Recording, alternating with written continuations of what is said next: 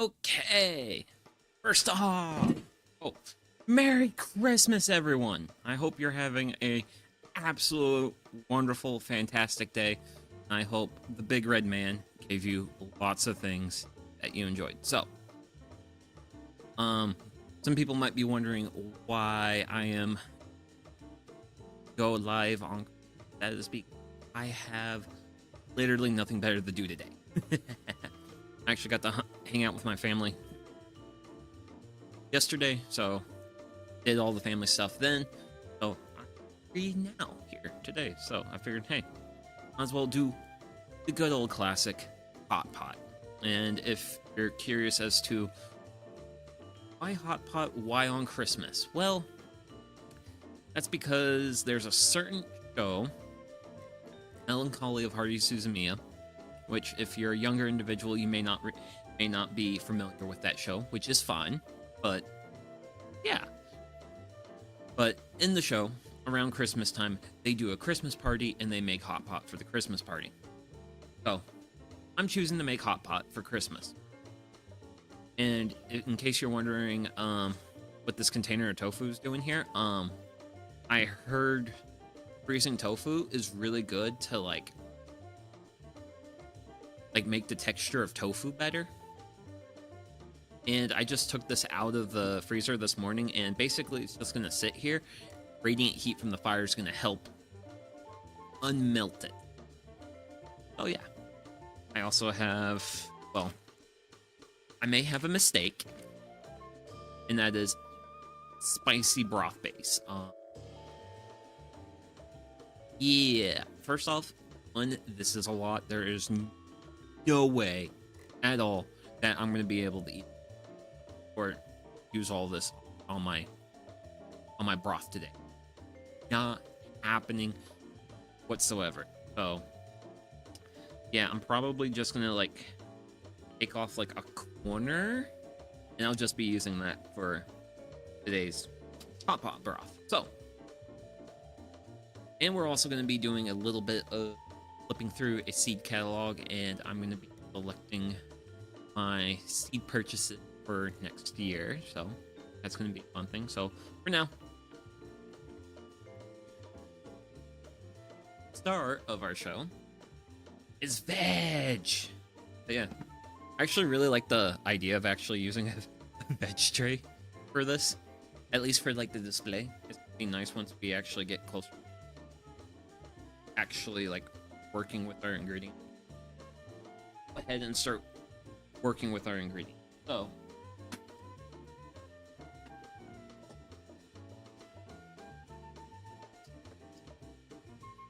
cutting board there. Knife. Yay, knife. Oh, that's for a split second it looked a little serrated, and I was like, oh no. Sure, I grabbed the right knife. So start with cabbage. So we're gonna go pretty. Let's get a good chunk of cabbage here. Pretty good chunk of cabbage. Yeah, that's a nice amount. Ooh, excuse me. Here.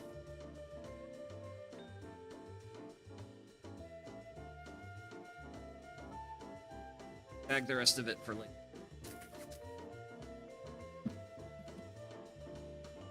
No.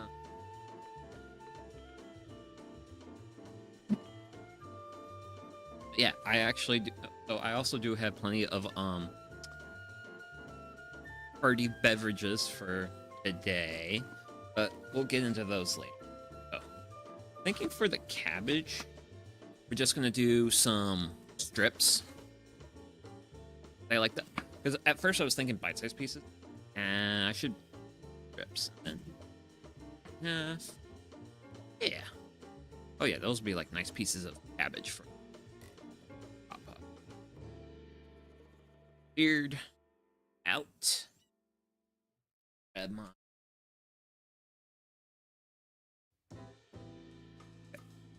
Oh. Oh wow. Well, I was not expecting Cabbage is not going in the veggie tray because there's too much cabbage. Wow, that little chunk made a lot of cabbage. Save some here in a bowl. Off to the side, because, oh. Yeah. The slightly regrettable things about about my whole setup is directly exposed to the fire. Like, anything that's like up here, and I'm going to be turning tofu occasionally. My hope is it will eventually unfreeze at some. Is like anything up here gets blasted by heat, and I don't want the blasted by heat. Yeah. Start off with the tips, going a little bit long. Then I want to do like thinner and thinner slices. I probably should have just I know what I should have done for carrots for hot pot is I should have just grabbed one big carrot and made thin slices out of it. Actually, I want. Ooh, wait. Actually, have those diced up. Go ahead and prepare those. Tip off. One end off.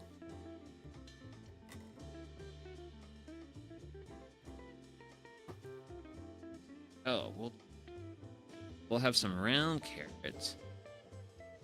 Then we'll also have some carrots that are a little bit more chopstick friendly. I like this. That's a good idea.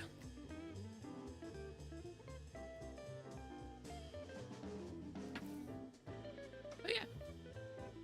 Got to hang out with my family yesterday. Be Christmassy and stuff, which by Christmassy we actually went out and got like Thai food, and let's see, what did I get? I got fried rice, and it was like a yellow curry spiced fried rice, and so I actually got the base level of heat for that place and their like food. I should have honestly went like another level up, because that would have been a bit closer to what I typically spice levels. I'm at like cutting objects with a knife. I'm usually pretty good about spicy food, like a little bit of spice, but too much spice and then I'm like, oh god, what have I done? So did that, and then later we watched Christmas movie, a classic, Home Alone. Probably be that. That's the technique there. Well, I don't usually cut my carrots. And I'm not going to worry about peeling my carrots, because I wash the carrots. They're good. They're fine. I will peel my potatoes though. But for the carrots, I'm not going to worry. Not going to worry about it. Yeah. Got some strips, and then we got some rounds. That'll be good. So let's to our veggie tray down below. Actually, no.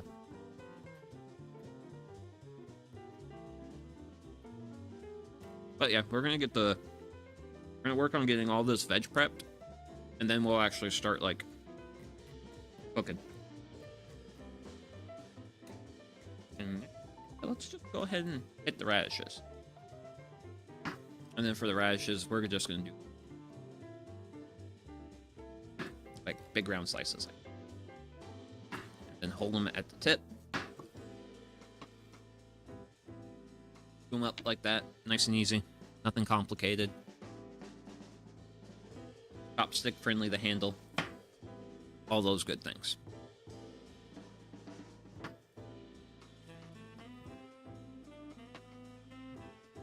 Oh yeah. So one of my favorite things about watching like oldish movies, like Home Alone, is like noticing like all the things in houses that kind of don't exist anymore, like laundry chutes. You don't really see laundry chutes in houses anymore. Occasionally see them in houses. Trying to detail. Well, I'm an HVAC guy, so I definitely noticed like the furnace being a gravity furnace for one. Wow, that's an old style furnace right there. I think of like all the different things. Copious amounts of large of wallpaper, but I think wallpaper is coming back in style. Like some people actually like wallpaper again, so other people's do other people thing. You do you. Not gonna judge.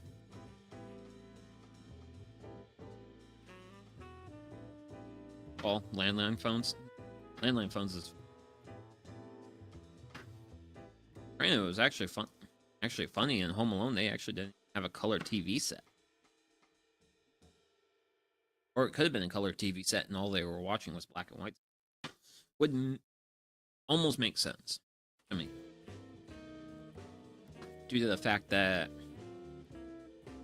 the black and white stuff would probably be more likely to be royalty free. And they could just like throw it in the show, you know. Well, the movie, not the show. Drop that. That's gonna go. Because that is the fire pit. I can just hit to dispose of all my various miscellaneous stuff. Oh yeah. If anyone got what they wanted from the big fat man, good for you. Personally, I'm pretty happy with my things I got this year. Which actually, once we finish these radishes, I'll actually show one because it's actually relevant to what, well, it's related to what we're doing here this morning. Oh. Okay, so that's the radishes. I got a book. And yeah, I am very excited to have this and also just to have another source of recipes. Granted, I've also like this year's been like a good year for me. Like, pretty sure I've picked up more new recipes this year than at any other time in my entire life. Because generally speaking, it has given me a wonderful excuse to cook more food that I otherwise would not make. Got radishes done, we'll head up. Onions, so the green onions probably aren't going to go into the pot. Pot. We're going to use them with the dip sauce. I'm going to get them reasonably fine here.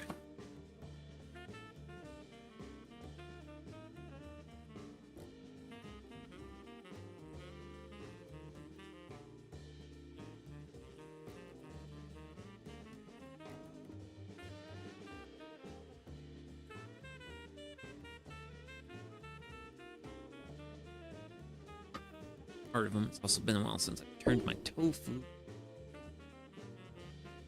out. Gather some up because I don't like it when my cutting board gets way too busy. There's like way too many things on it. I always like to have a good amount of room on it so that way I can like manipulate things and such. So, not like busy cutting board. Gotta have like room to work and stuff, you know.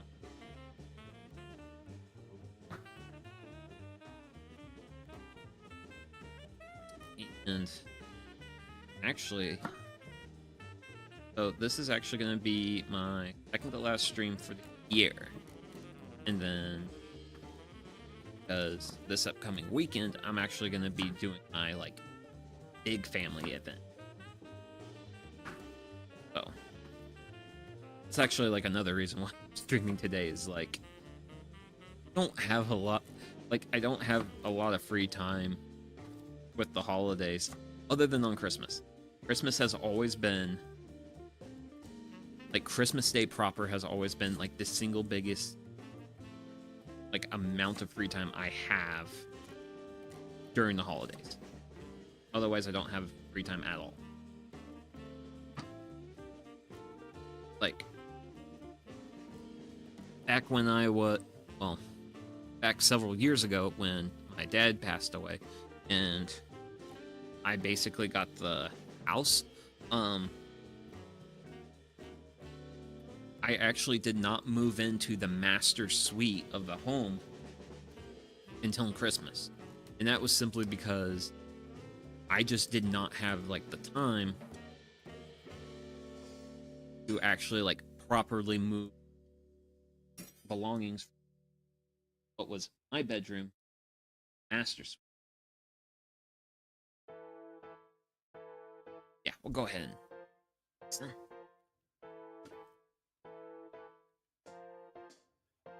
granted, I'm actually getting optimistic that the tofu might actually unfreeze, or at least unfreeze enough for me to cut. That's the challenge. I just had a sip of water there. Ooh. Grab a bit of a leaf. Try it out. Oh yeah. That's good stuff. Broccoli.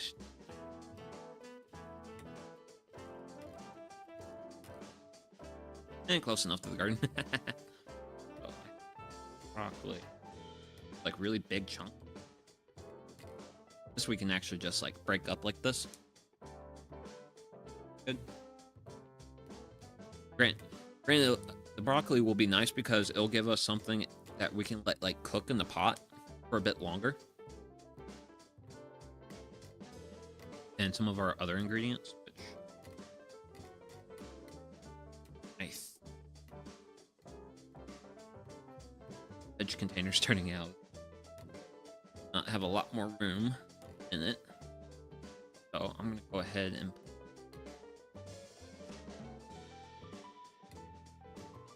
in my overflow container that I've got some of my cabbage in. And then make sure I don't have too much.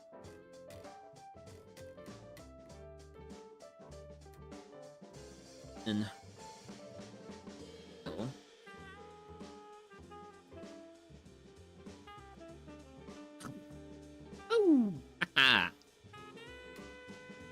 I love it when I just eat.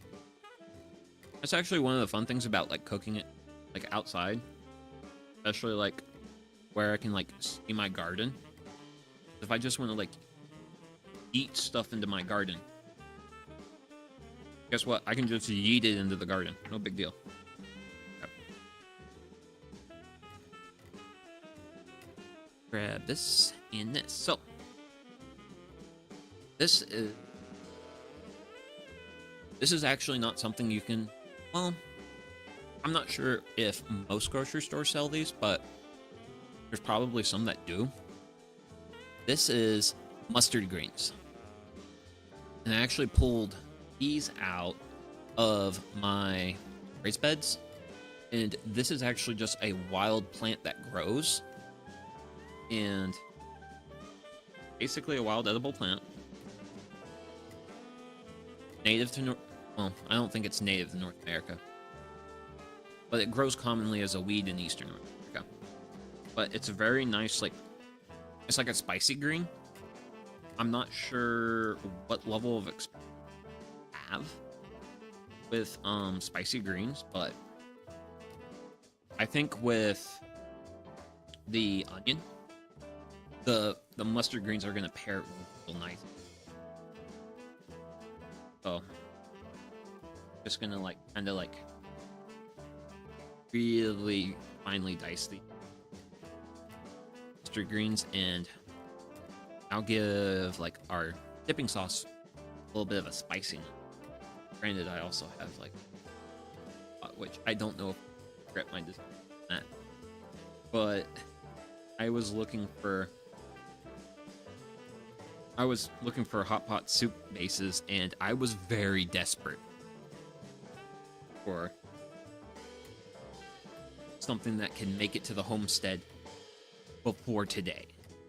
That did not give me a lot of choice. I should have been a bit more forthcoming with my preparations. So next we got spud.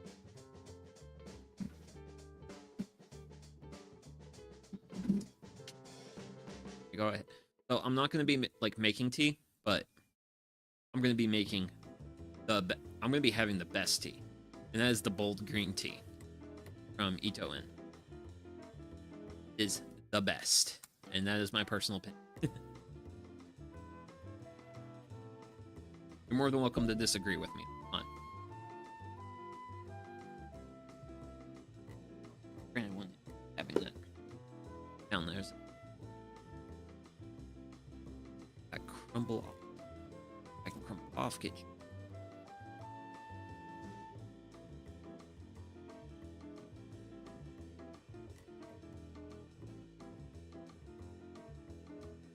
There we go. There we go. I got real good fire going today. Really want to make sure I have good fire going. Gosh, what stream was that? The curry making stream? Curry making stream. Got a little too cold of a fire.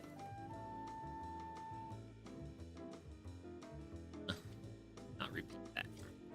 So I'm gonna kill these just because. Why not? And granted, I'm not going to be super focused on getting like a super good peel or anything, because a little bit of potato skin's like good like texture and stuff. But I'm going to at least try and kind of clean them up a little before dice them into some like good sized chunks for hot pot.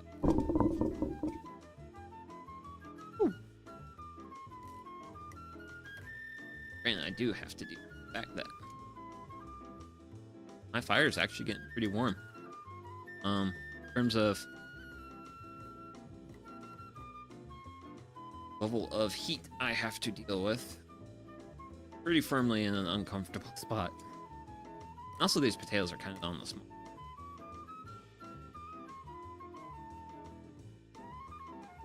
So, I don't want to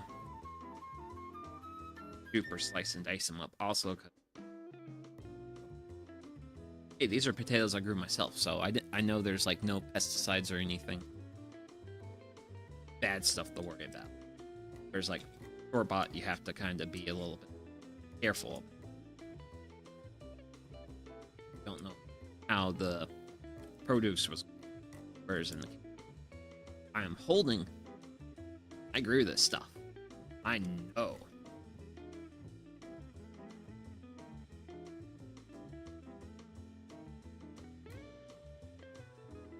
I know how this food is grown and prepared.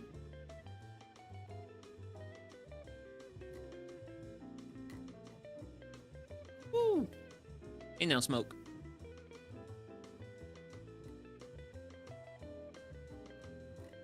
We're trying to have a good time today. You're not part of a good time.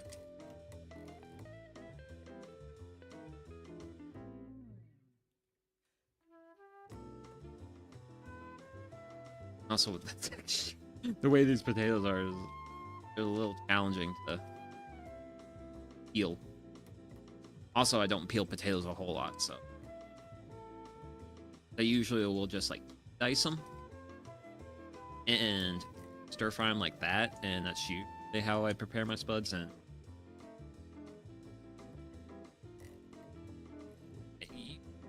because I do it like that, I don't worry about like peeling. So peeling is an act I don't have a lot of experience with, but I peeled potatoes kind of don't look like peeled. I also don't care a whole lot. I know some people are like very particular about that, but potatoes, man. I have to like get them like super clean and stuff. Like trying to get just wash them really well. That's really all you gotta do.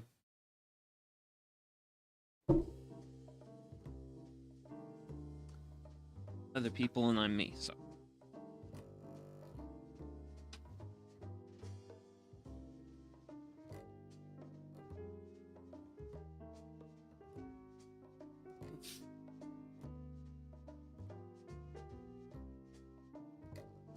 That.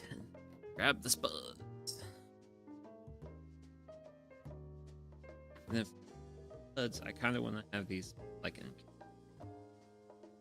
much as possible. I want them to be like nice, like starchy chunks in hot pot.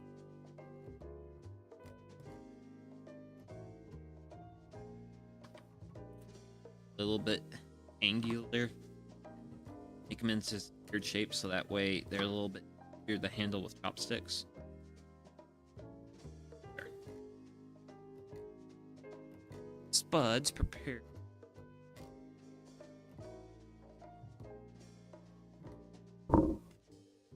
Oh. Here is our very colorful, very pretty veg tray. Veg prepared.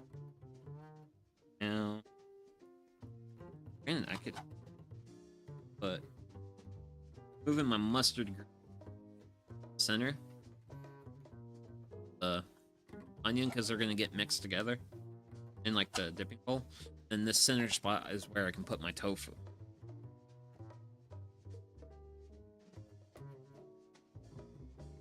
A lot of things I can do, but I'm working with a limited amount of countertop. Yeah, countertop space. I'm a little countertop constrained right now. One of the downsides of doing what I'm doing.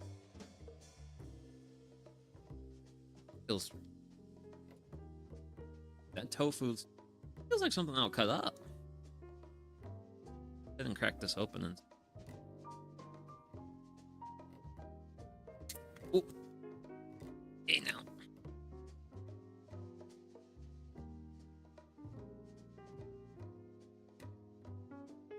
I just cracked it just a bit. Pour out some of the, I guess, tofu water.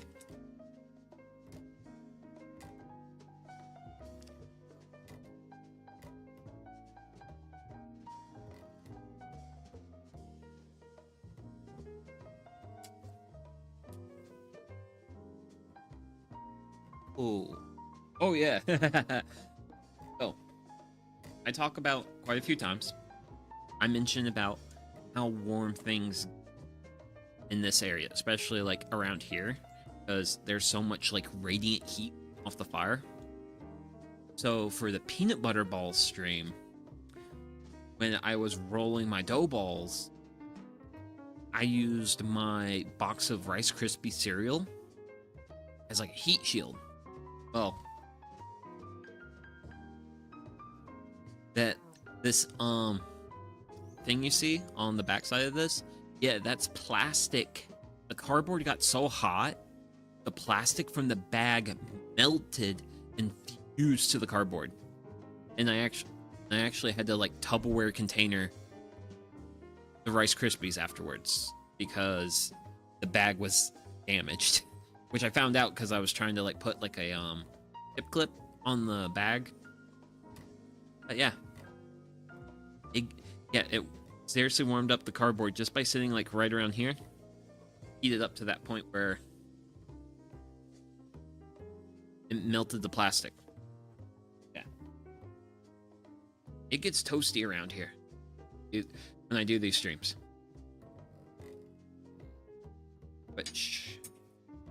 Speaking of toasty, I'm gonna be moving a little bit of my toastiness that way. Kind of chill things out a little bit around here.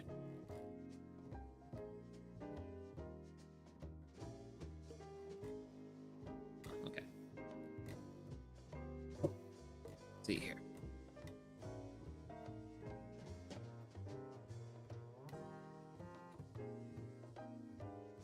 Yeah. A little bit more of that. Here.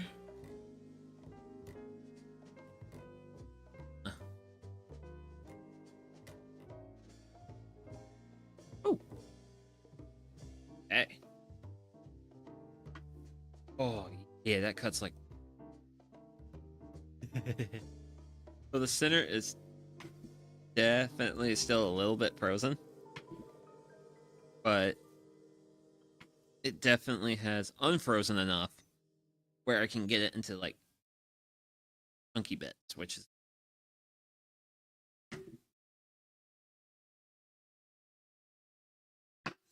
have to. Ooh, cool. That I've now more formally completed our right. Yeah, look at it. So colorful.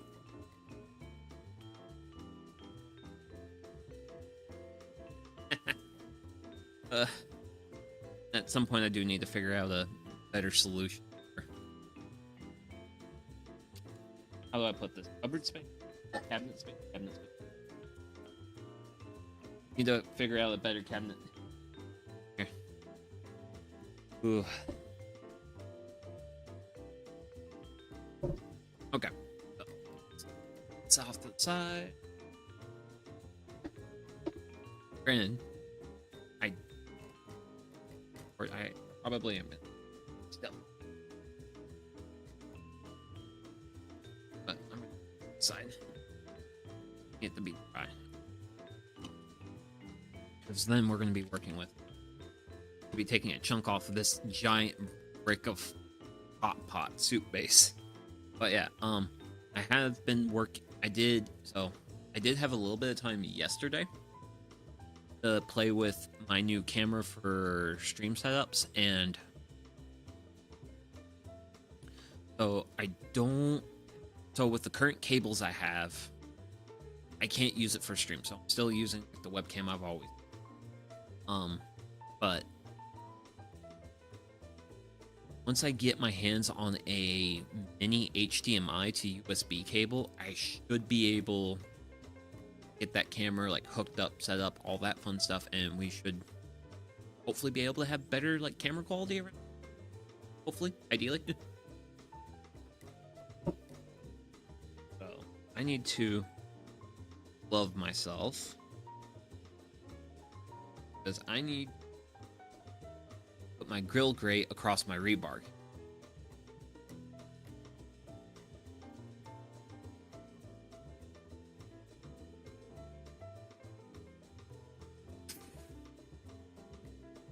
Need to have that before I prepare food bait. I'm actually we do this. So I talked about it last time, but I didn't get like a really good chance to show. But hey, take some Dawn dish soap and soap your pots before you put them over like a campfire. Makes it a lot easier to get the soot off later, which I'm actually really happy how well it worked on this pot. Granted, the only downside to doing this is I'm gonna have soapy hands, but the field have a whole lot of food handling left, at least directly with me.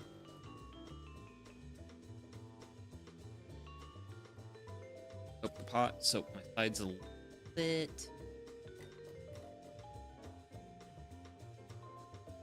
A pot on there. There. Yep. So I'm going to start adding some water. I want to go ahead and let my water start heating up. I don't know if it's going to take like a long time, a short amount of time. Who knows? Considering how slow the curry stream went, I'm a little cautious. Also, once I get a piece off this like soup base, the warmer my water gets, the easier the soup base is gonna dissolve water. So make sure I get that reasonably warmed up. Or basically get that started. Okay. Got it.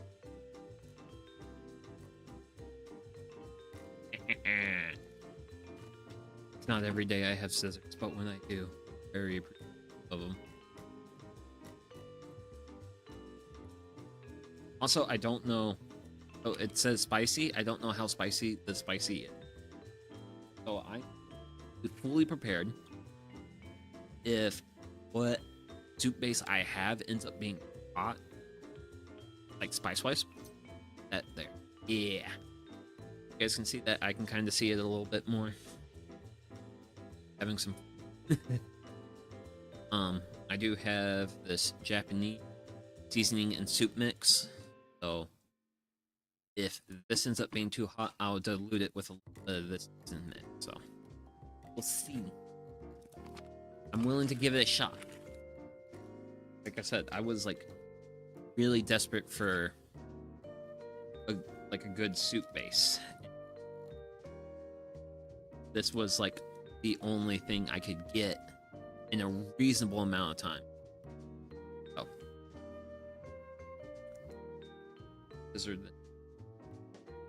Actually, there's a spot on it, so advantage of that.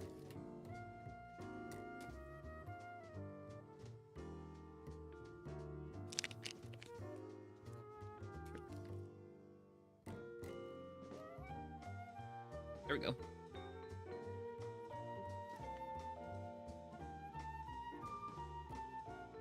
Oh wow, that smells good. Granted, it also smells spicy. Nervous. So there's like peppers and such in. I think I'm gonna go with my original game plan. Other corner.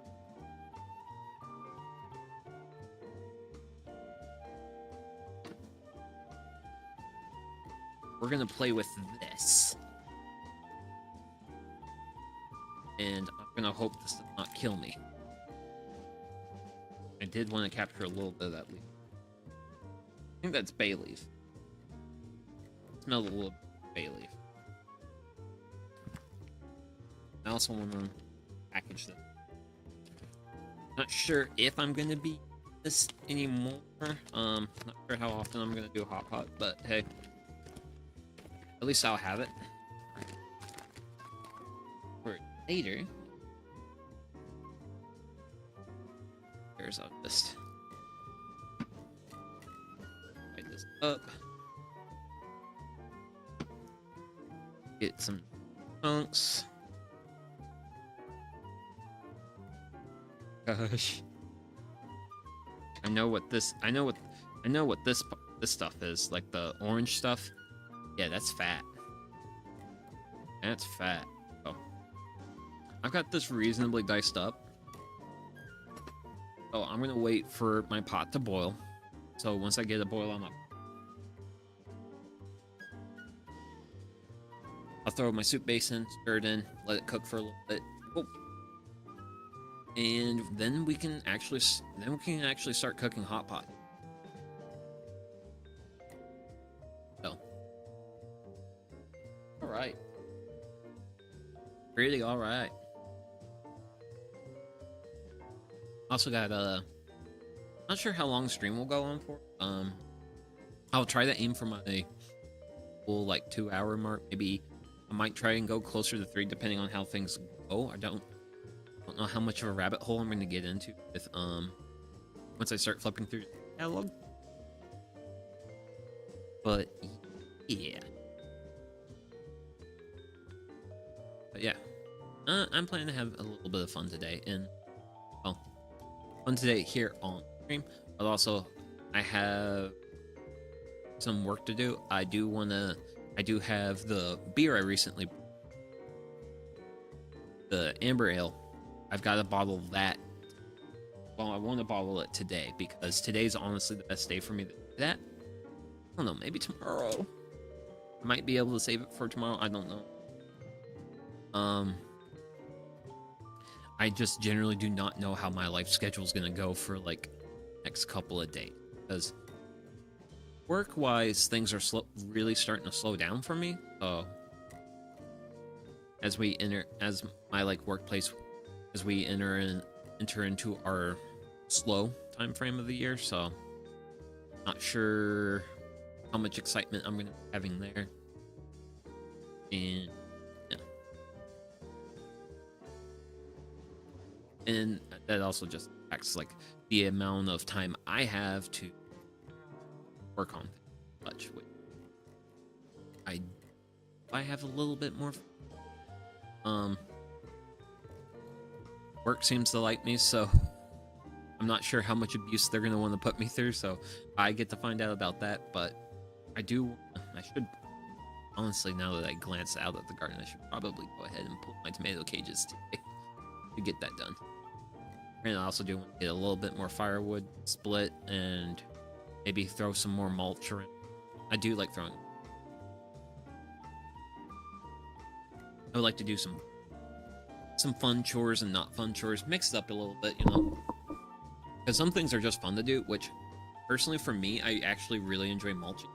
Not sure how other people feel about that, but mulching, like, it's real easy.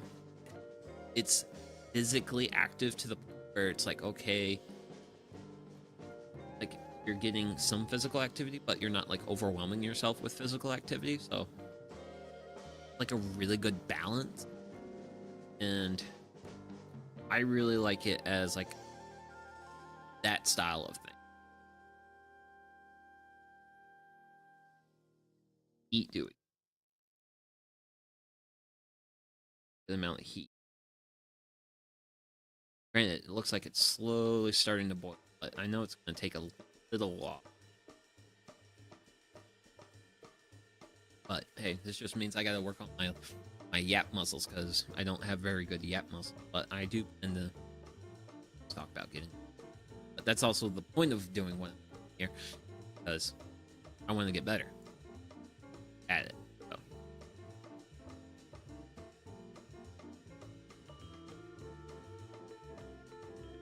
Granted, I'm also looking next year in a lot of ways, because I've got because one, I'm getting more comfortable doing this. Two, I'm getting a little bit more comfortable in my job. So I'm hoping for, one of my themes for next year as an individual is to hopefully just kind of like plateau a little bit, kind of like cruise for a little while. Hopefully that'll be the theme of 2025, is just get to a cruising speed and maintain that. 2024 was, looking back on this year, was definitely a big year of trying a lot of things. Getting into it, learning to have fun with it, which so far I have. I mean, honestly, I know I haven't done like the best numbers as far as like the channel and stuff, which I care and I don't, but I have definitely seen people with like lower numbers than what I have, and the fact that I barely even like promote what I do, I still have what I do, like, makes me very thankful. Which I also hope it's kind of like a thing of like, hey, maybe I am just that weird. So hopefully because one of the things I do want to get into next year is actually start shooting and making more edited stuff, especially because I'm a guy VTubing my slow life hobbies in my 30s, and I've done a reasonable amount of woodworking, spent quite a bit of time around the fire pit. Fire pit time is really cozy, and also did some like alcohol brewing stuff. Granted, brewing is also like a hobby that's like the most in my wheelhouse. Have the most experience with. Woodworking I'm still newish at. Granted, I'm definitely well, still newish enough where I still feel like I'm getting better with each project, but I don't know if that's going to be a thing true for the now time where I've basically have like maybe like 10-ish projects or more under my belt, or who knows, maybe when I get to the point I have like 50 projects, who knows, I'll probably still be learning. I don't know. I'm not there yet, but I am going to get there. Also, once I finish my tea, I'll also be cracking open some brewskis because holidays. You got party it up and stuff. But yeah. Oh. 2024 has definitely been the year of try new things. Also, the year where I spent like the whole year at one job for the first time in a while. So, but I was still very much like still getting used to my job. I have learned a lot doing what I still have more to learn, but it's getting to the point where it's not so overwhelming. Beginning especially horrendously over. It was challenging this year, and hopefully 2025 things will be more familiar, and it won't be as like terrible. So, but yeah, I do want like 2025 to be like a year of like, I want it to be a chill year. I don't want it to be as like, I don't know, as exciting. I mean, granted, I'm actually currently planning my first trip with friends for 2025, so I'm really excited about that. Really excited about that. To actually go somewhere with my friend group and like do stuff. I still need to buy tickets to the event we're attending.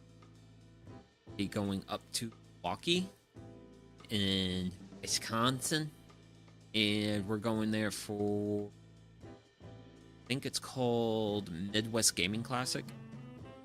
So I'm not like a super big video game person, as you can clearly see by what I do on this channel, but I do like them occasionally, and so we're going to be going to that.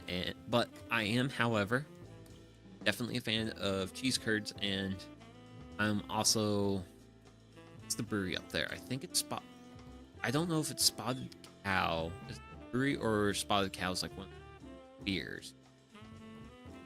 But I know that area of the U.S. has a lot of good craft breweries. Really looking at trying a few craft breweries.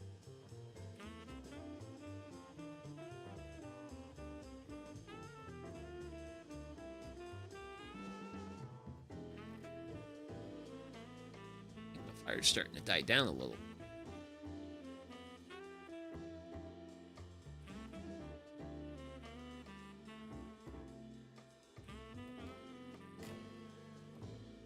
Not good placement there. Hopefully save it. It should be okay. Be reasonably okay. And our water's starting to ever so slow. Probably a little bit longer before it does fine.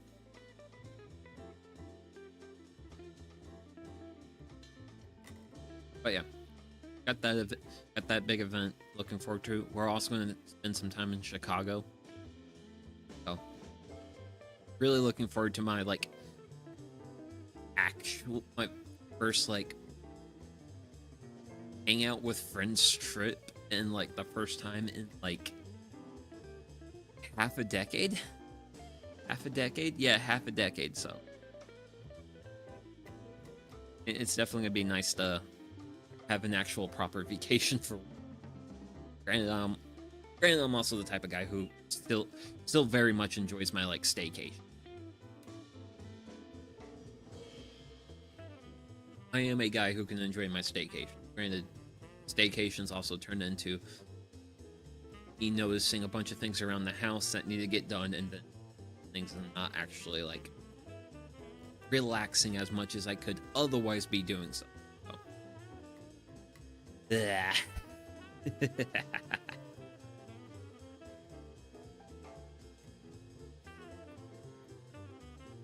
starting to steam. Don't have like a frothy bowl. Definitely getting close to where we need to be, though.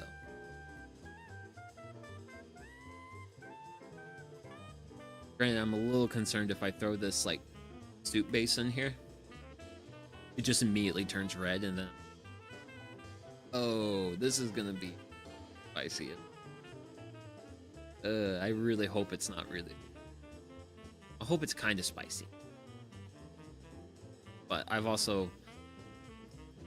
had hot pot, but I don't think I had spicy hot. Kind of a new experience for me.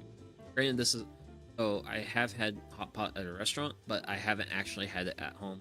It's actually my first time doing it here at the homestead, so yeah, new experience. I still hope I actually get like a healthy amount of new experiences next year. Fun fact, and also, well, you probably don't notice this because I imagine I don't have too many watching me. But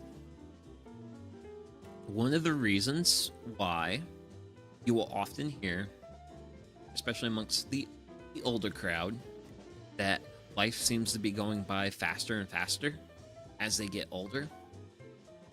One of the reasons for that, I would almost argue, like the primary reason, is that as you age, you get less experience. Well, you experience fewer new things, fewer novel things.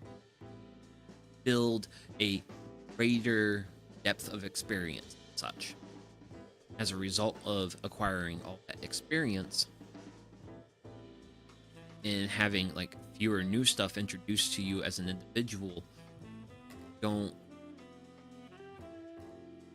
without that novelty, stuff that's familiar it tends to end up like in the background or on the like back burner. You don't really think about it as much because you don't have like as many newer experiences.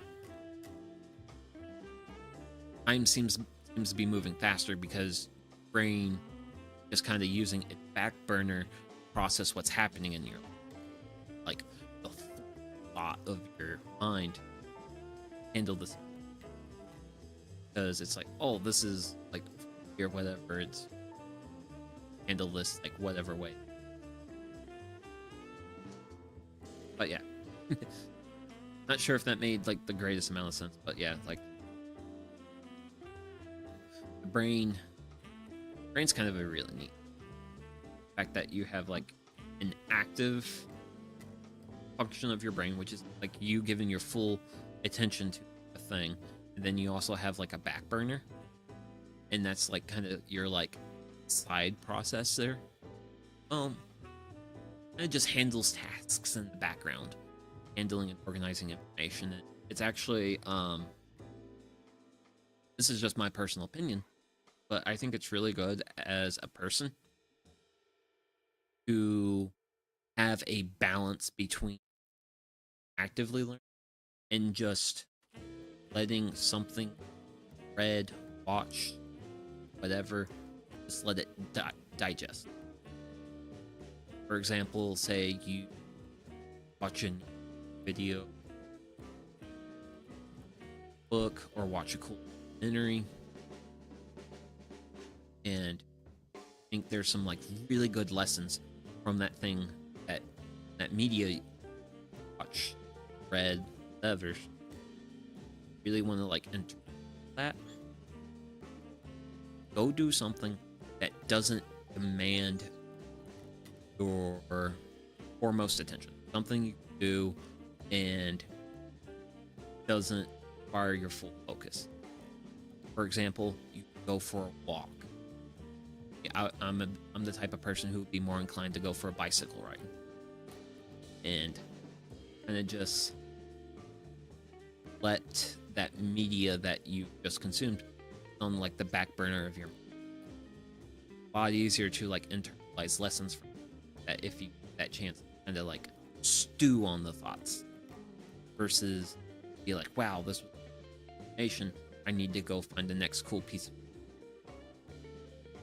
because if you're constantly consuming information, it makes it really hard for your mind to digest what you exposed it to. So I really try to like have like a really good balance between consuming information and letting myself stew on that. That way, I can really internalize lessons and like actually like leverage that information, make better decisions. Oh yeah, that's a fun thought thing, which really gonna train into something different here in a bit. Because I have finished my tea. Cool. Well, we are 1 hour in.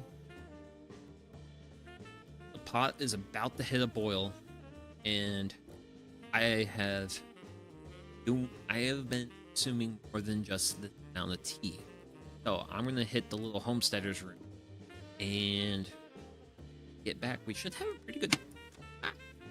pretty good boil. So I'll be right back.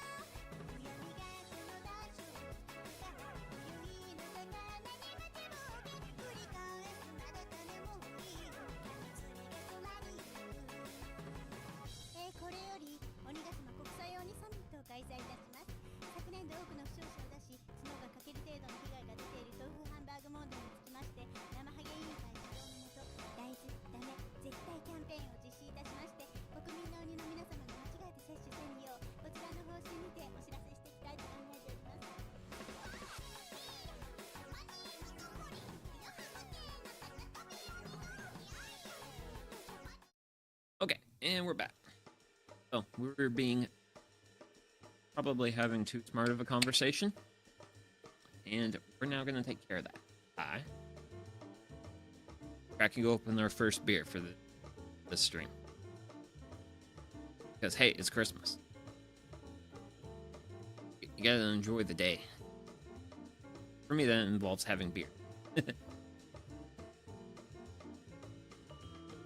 Also, I always save a couple cans of my favorite brew, Oktoberfest, and I save them for Christmas Day, and then I also save a couple cans for my birthday. That's in 6 more days.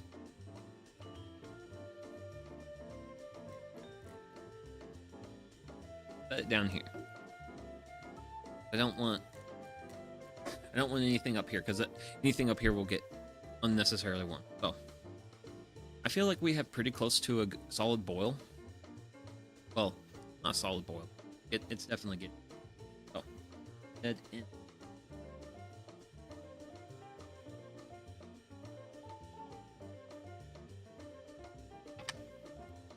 And stir. And I sincerely hope it's not instant dead.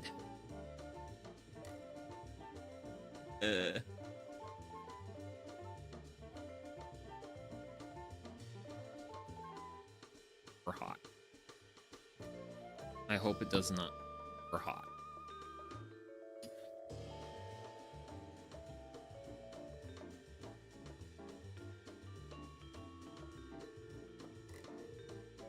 Keep the fork for my...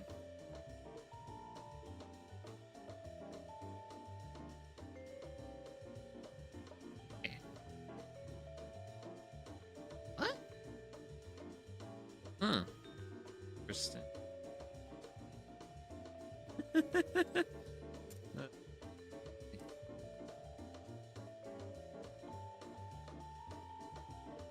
the get the little chopsticks out.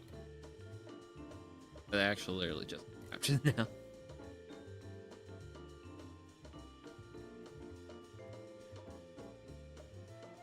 That doesn't look...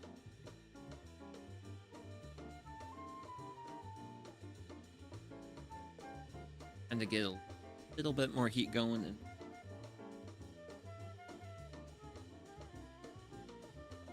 another log on the fire.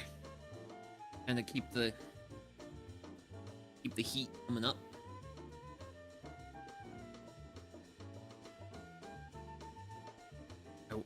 I would honestly like to have my veggie tray somewhere up here, but I cannot do that.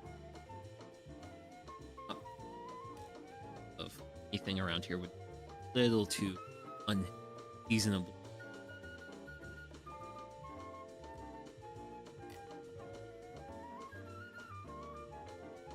Man, that's some pretty thick soup base. Smells good though, real good.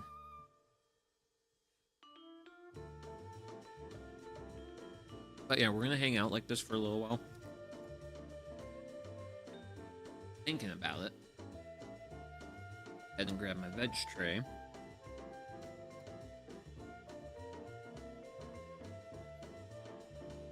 Put a little bit of my onion. Mustard green.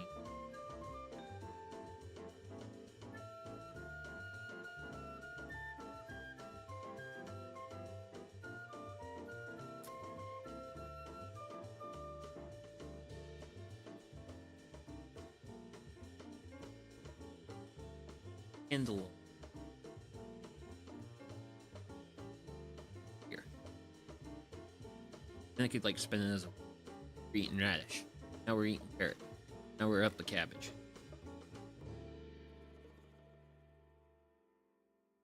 I don't know. I'll keep tabs on this. Tabs on it. Hopefully one of these, well, once I get the second camera up and running, I'll be able to have like, I don't know, kind of like the shot I have right now, but it would be nice to kind of like have like a, probably like a side thing like down in the, right here. I think it would be real nice to maybe have like a separate like shot can.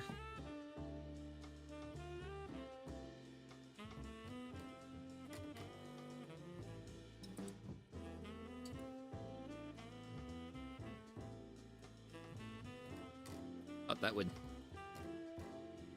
hit a rock solid boil.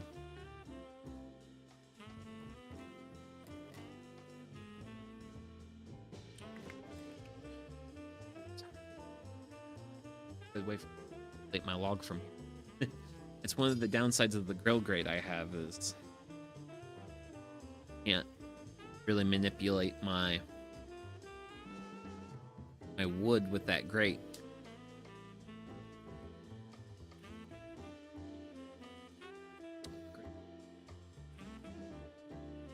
I have an idea.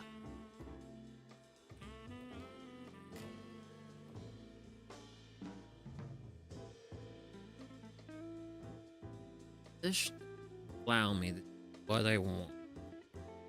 I want to put this in.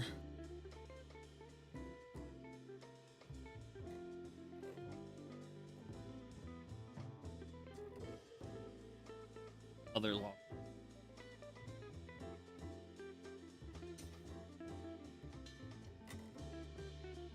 Ooh, wowie. Okay. This should be lots of heat now.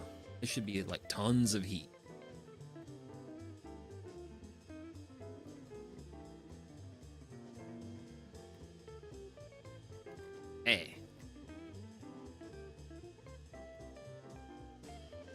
Burn, baby, burn!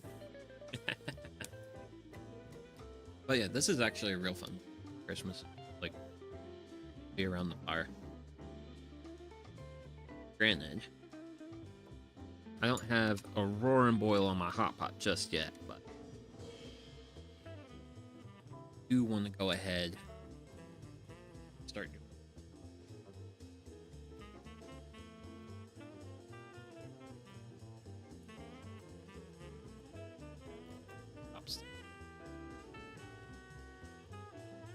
I hope it fits.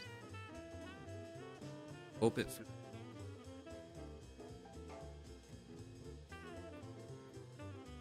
There it is. Because I was really debating, like, because one of my issues is I did not have. I was either thinking about using like a shallow frying pan type pot, or I could use like an actual proper pot. And I have one that would fit like my in between of a saucepan, but my saucepan's like a non-stick, and I didn't want to have that over the campfire. Whereas like this one, this is stainless steel. I don't care. I don't care if I use the stainless steel pot over the campfire. Also, I have other things I could use, but they might be too big. I actually have a carbon steel frying pan that has roughly, it's probably about yay deep, which it would have been good as far as like using as like a saucepan, but it's also like it's really big. I didn't want to use it because I was thinking it was going to be too big. I didn't want a super big saucepan thing, because it would, because then my broth would have went like, okay. So.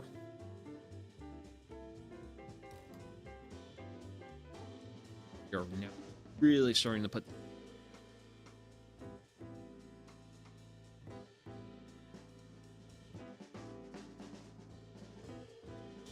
Wait for. Oh, continue to wait for a good proper frothing boil.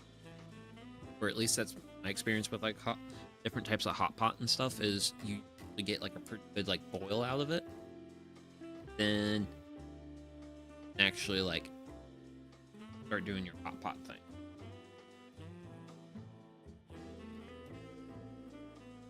I just got that tofu cooking in there just because I want to at least get like one thing going, and then depending on how hot this is, I might add a little bit more water. I might add my soup mix. We'll adjust things. We'll adjust things. Figure we'll get to a comfy level of eating. Granted, I should have also, because I don't have like the greatest of confidence chopstick game, I probably should have grabbed a slotted spoon. Might be a little hard to get like stuff like the potatoes out. If it really gets down to that point, chances are I will go ahead and actually I will actually like run upstairs, grab a slotted spoon. I'll have that.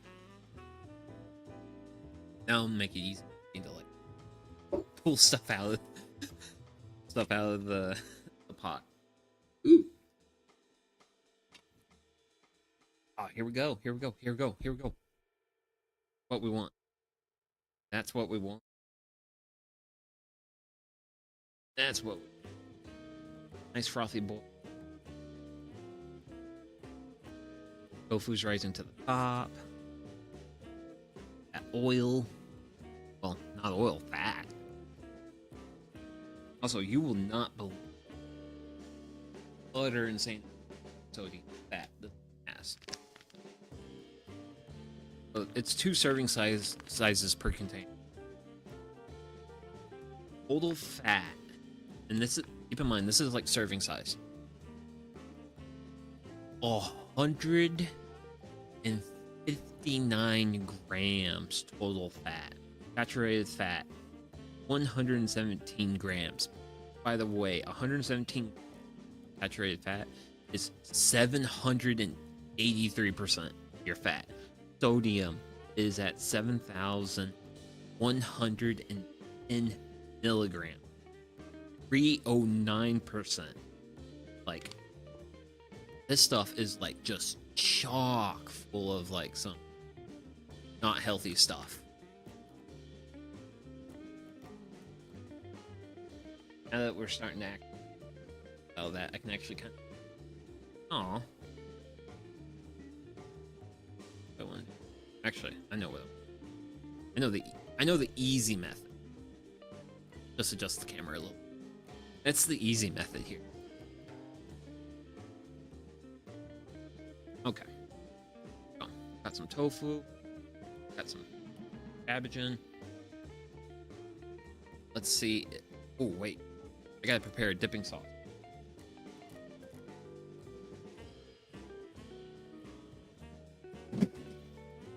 I'm being very simple with my dipping sauce. I'm just green onions, mustard greens, and a little bit of soy sauce. Or my like dipping sauce. Be very simple. Be very simple. I didn't know how if I want to be like complicated. Not complicated.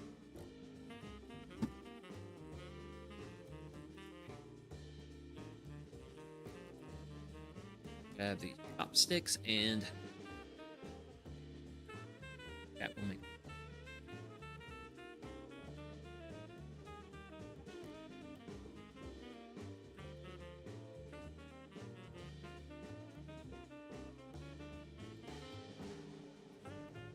But yeah, I am not a person who.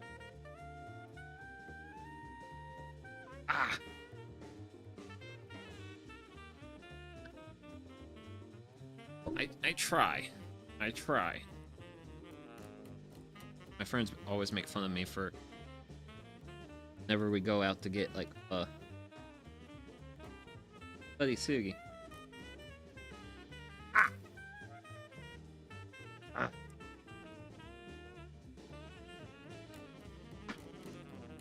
Especially these wooden ones. Always hard to get like the right pinch. Right pinch. It's like the hardest part for me. I'm also left-handed, and I'm gonna blame some of it on being left-handed. Yes, there we go. Ooh, okay, we got it in there. We got it in there. Just like have it in the sauce a little. Grab a piece and see how this is.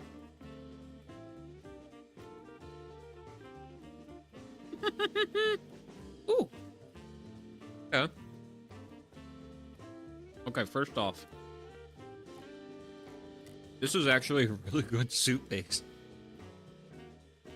That's a really legit good like soup base. Wow. And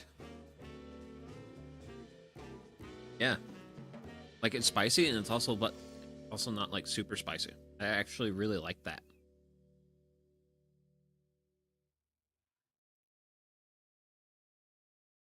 Wow.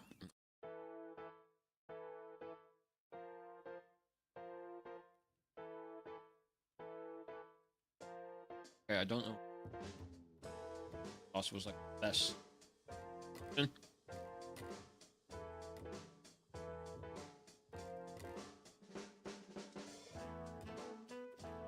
Well, best idea for like a thing. My gosh, this stuff is. It is very. Not like super, or just like. But you definitely take salt and stuff.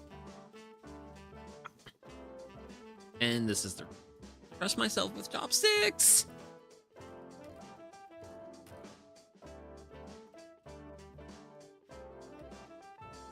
Also, kind of not a fan of the.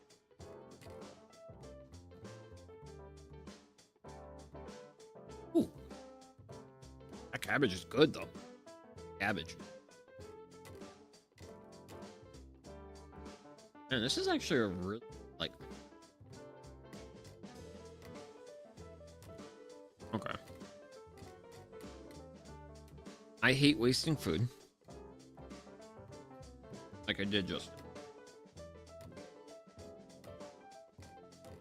I am gonna go ahead and grab a solid spoon. So that way I don't waste way too much. Oh, I'll be right.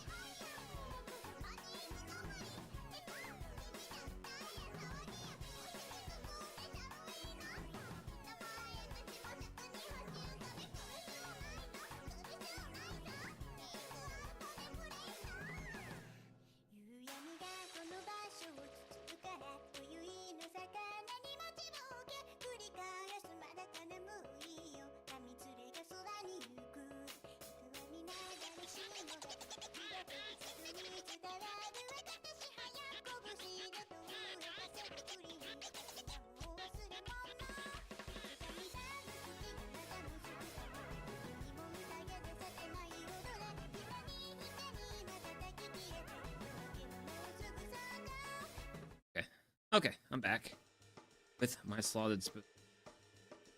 I have capturing cabbage.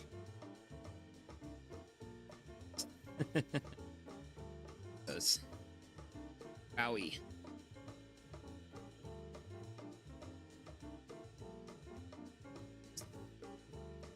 Otherwise.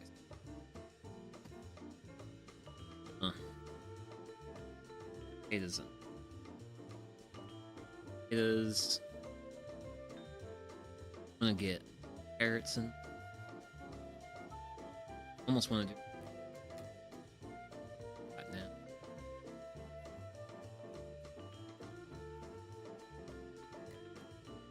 Let that cook. Work on this.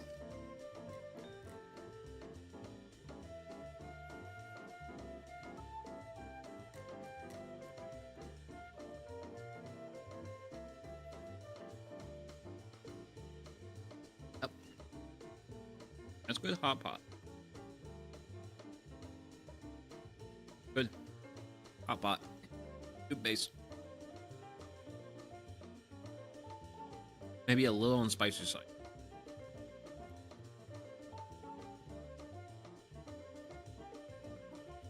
Oh my.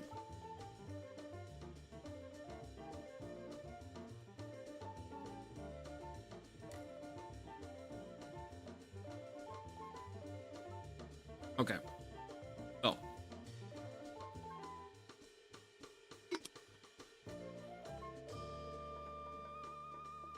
I don't know if it's a soy sauce. Which, granted, I almost want to kind of dilute. Because. Or if I don't know if it's like the tofu soaking up the salt from that, but like wowee, it's salty. Like this stuff is like really salty. Oh. Or at least the tofu. I don't know if it just soaked up salt base or if it actually picked it up from the soy sauce dipping sauce. I don't 100%. I don't know.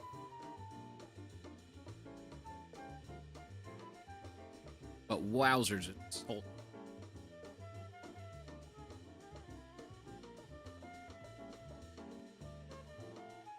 I like the taste. I mean, Other than salt, taste is good.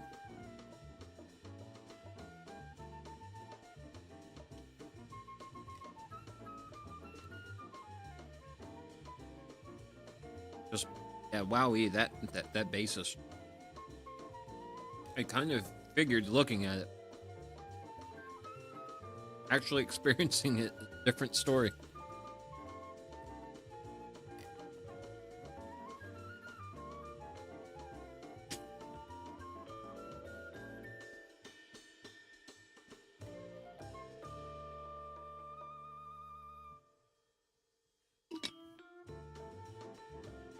Granted, this does.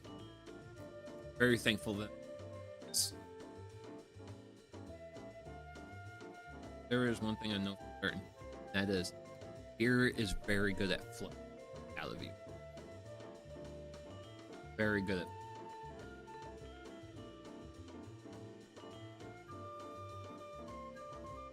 There we go. For the good boil. Technically speaking, that's what we could have. I don't know how. I'm going to definitely be trying a few more things out of here. Enjoying them as I go along, but I don't know. I don't know if I'm going to eat all of this in the hot pot. So far, the broth is very salty. Granted, I don't know if it's the broth or the fact my soy sauce, which I really want to dilute my soy sauce. And about me about this, but I don't care. I prefer peace.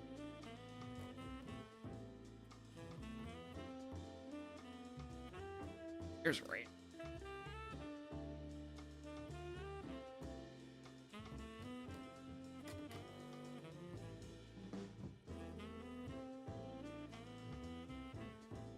Trash.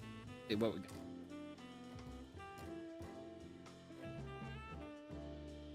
Ooh.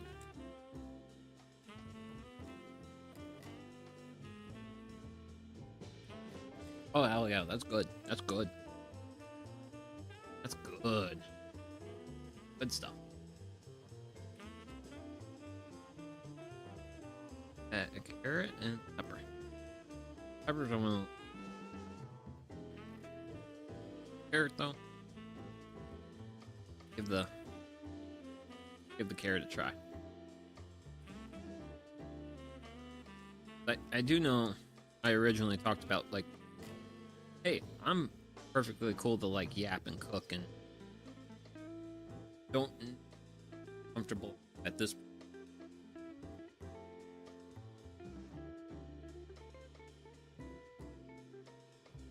Oh man.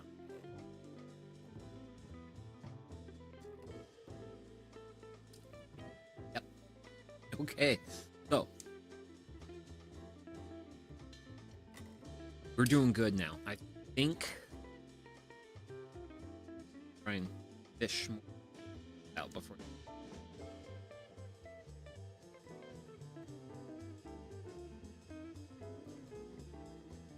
But yeah. Carrot was really good. Here says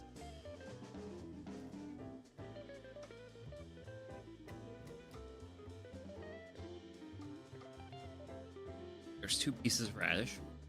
Radish out.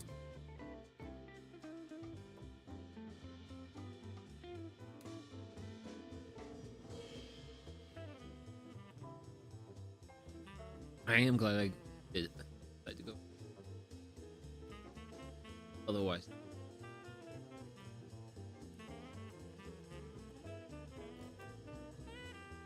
I wanted some spud.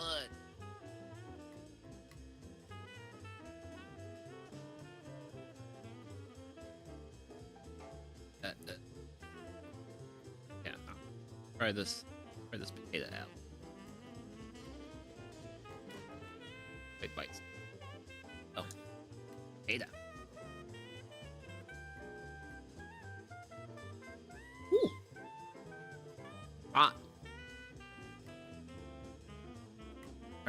So potatoes definitely need to cook more. Definitely need a bit longer of a cooking time versus the carrots, but still good. Still hella good.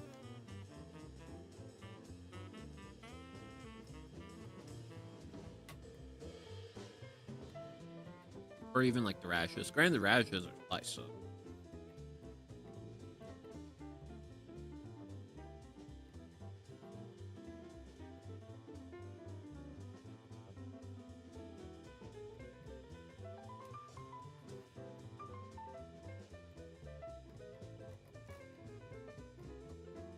Yeah, those potatoes need to.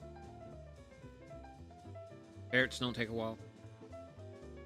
Don't take a while. The diluted sauce base seems better. So, curious. Try.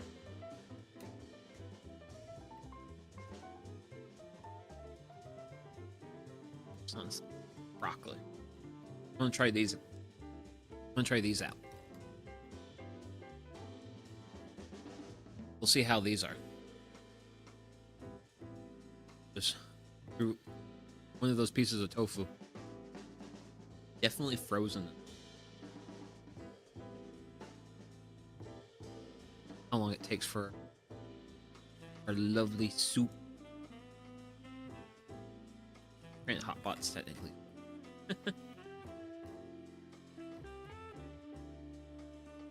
Oh. But yeah, I debate how I want to move this forward, because for cooking, I'll eat a couple and like give my thoughts on it. But we're also going to be doing some seed shopping. Not sure if I want to like book, browse a couple seeds. Thing is, I don't know how much of a rabbit hole I want to get into, man. A very big enthusiast for seed shopping.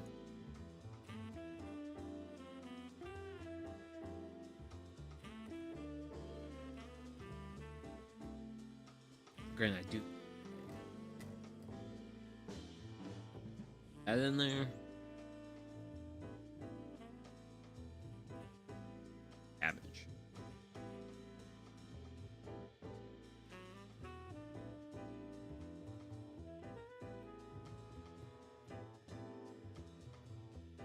Get everything in here cooked nicely. And we're gonna go ahead and we're gonna start doing some catalogs. Probably gonna Viggie tree. Put it off to this or something. I think it's heating up. Okay. And from there we'll actually just hang around the campfire, and I'll do seed shop. Because I was actually really wanting to like browse this seed catalog with. Yeah. Actually, Seed Savers Exchange's 50th anniversary. Oh. It is thick seed catalog. Granted, there's actually quite a stuff that's like, this is just like the first like section.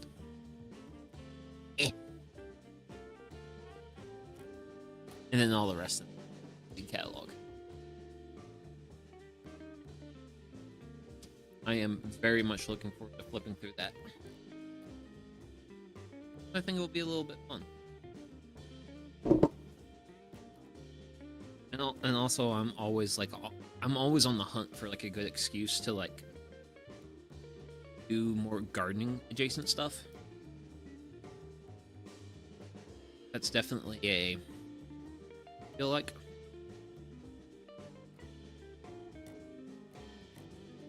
Cabbage to cook. First, stop blasting my face. for my cabbage.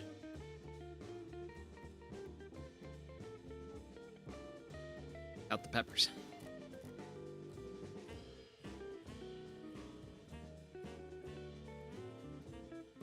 Hopefully I can let that cook.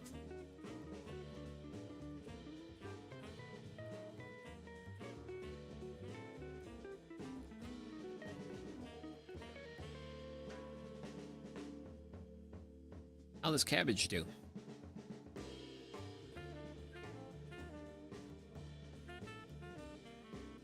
Good.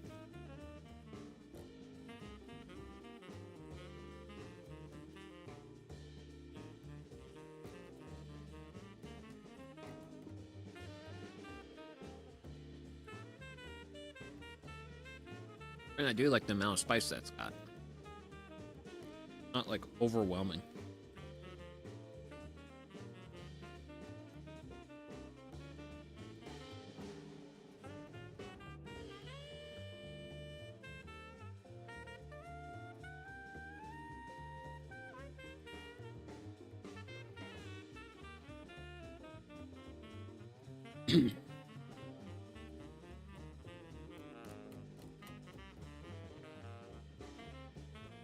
Trying to improve salt kick.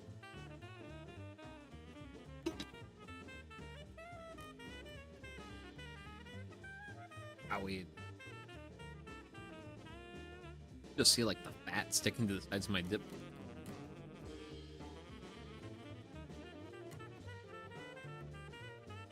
Kinda did not sure how it.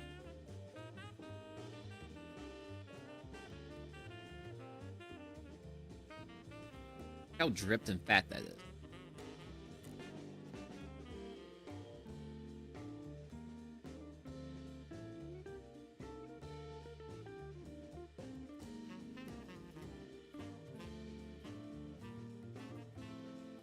Because I was thinking today would be like a reasonably healthy meal, but... Oh.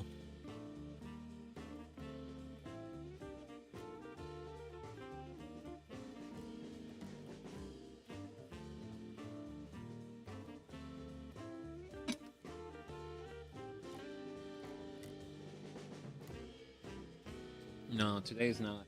Oh. No.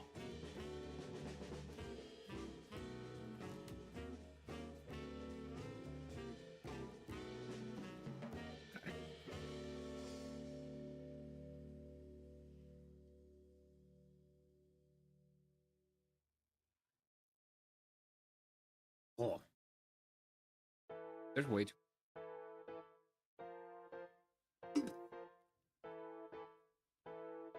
Like, to an extent, I like it, but... This is, strong. Not bad. But strong.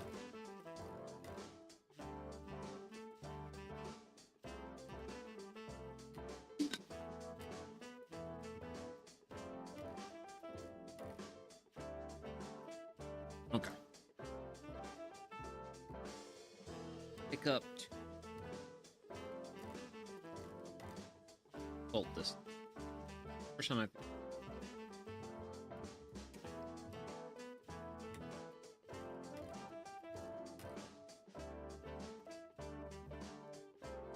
Oh, that's a lot better. Oh, that tofu's a lot better now. That's what it was.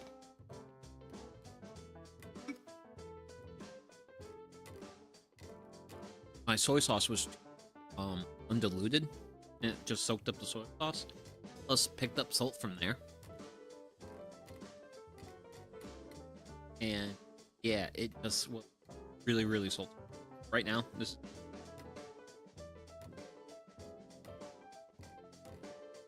Right now, this okay.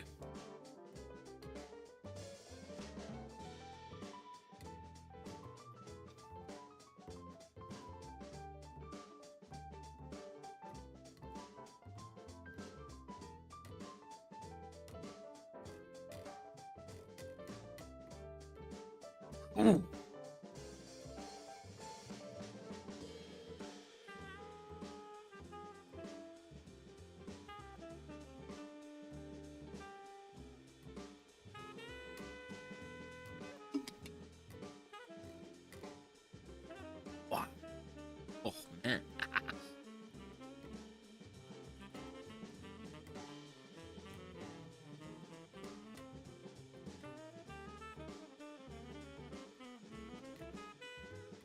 Buds.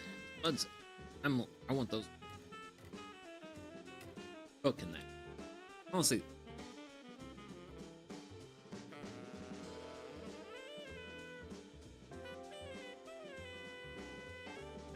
Hot. Fire, don't be.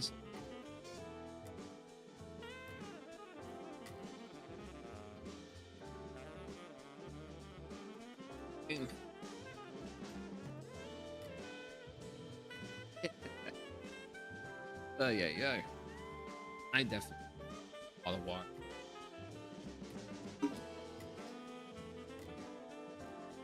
Simply because of salt.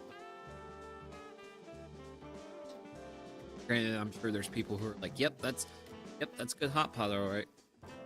Assuming too much salt, that's good hot pot.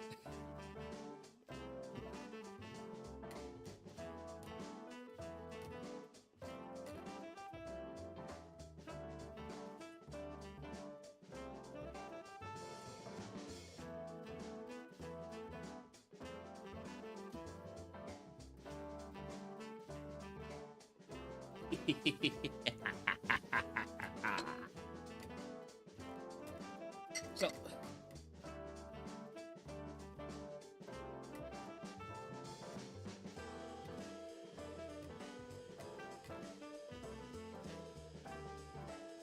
and we're here, Nevada's Pale Ale.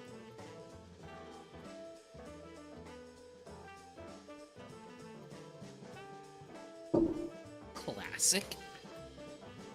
I want to try this broccoli. Really want to try this broccoli. Broccoli. Yeah. Oh, wow.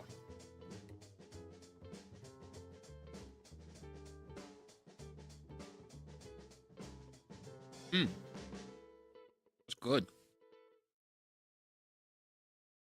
A little spicy.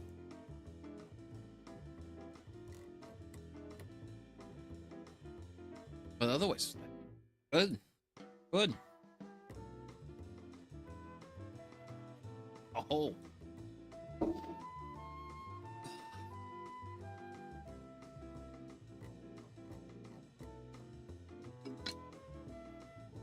Wow, the spices. Spice is very real today. The Chinese, they do not mess around. Hot pot and spicy food. That they do not.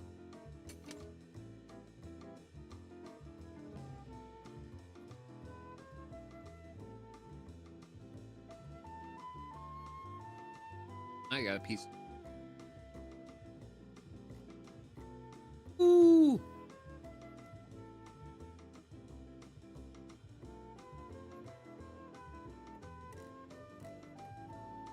Oh yeah, tofu's great in this stuff.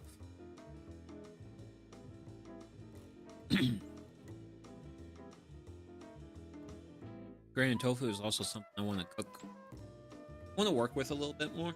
My meals. Because believe it or not, this is actually my first time cooking with tofu.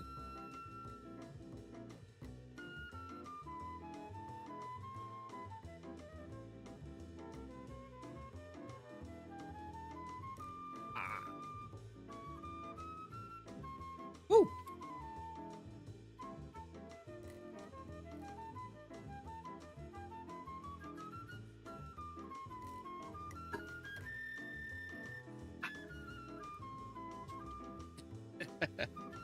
Oh man.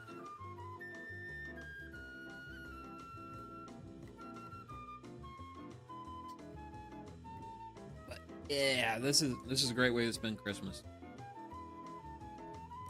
Cook some good food. Have some beer. Enjoying time around the fire pit. Good time all around.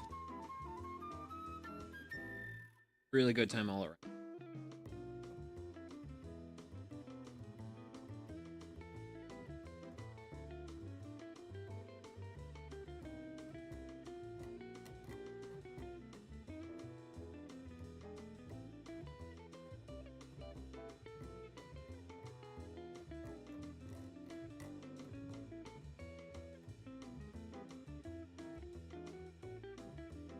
especially when it comes to eating something that's probably not good for you.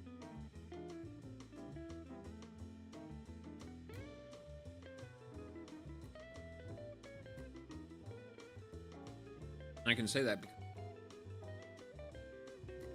how much fat and salt. Granted, beer gets rid of salt from your body, something terrible.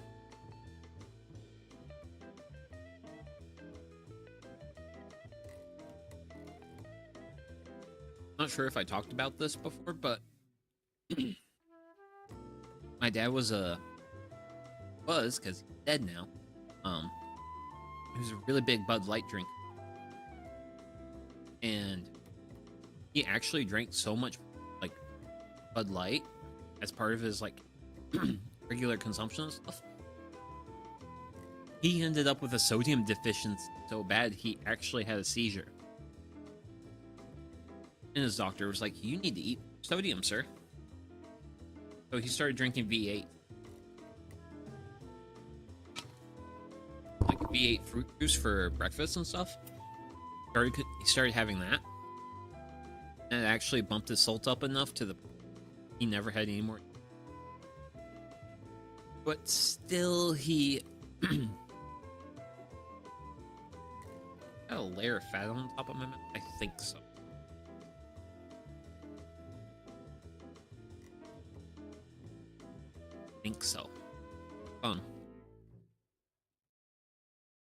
Start pulling my potatoes.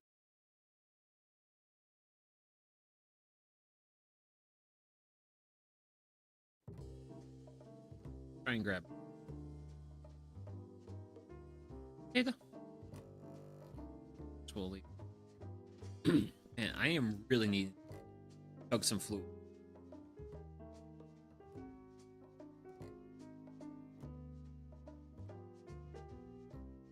Like, wowie.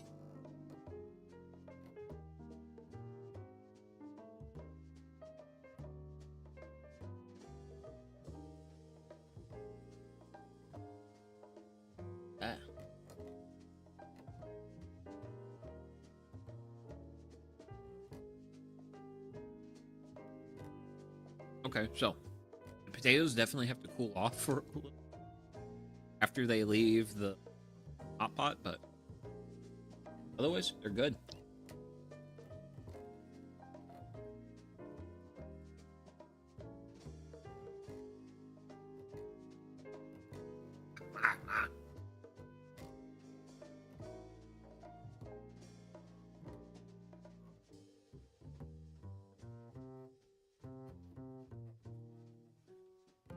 No, you're the individual responsible for.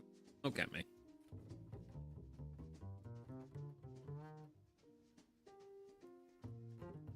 Whew. Okay.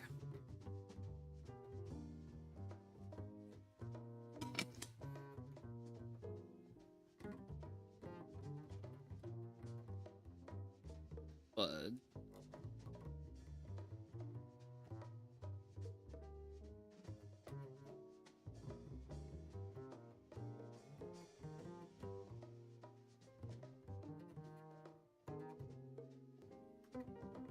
Buds. Another spud. Potato. And then those potatoes, they gotta cool off for a little.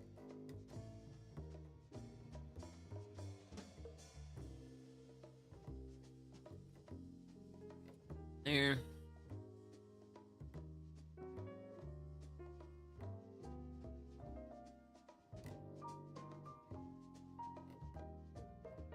Water in it. Boil down too much.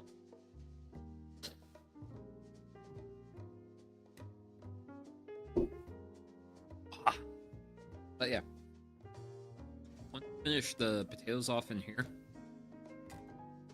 we'll start seed catalog. Start having a lot of fun seed.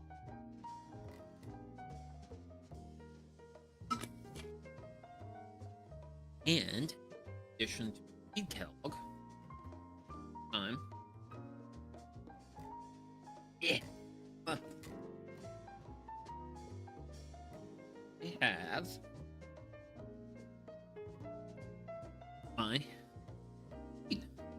organizer. Well, actually, be kind of going through as we go.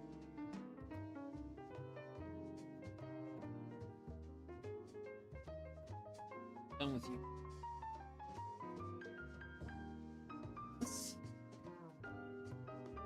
Hot ticket.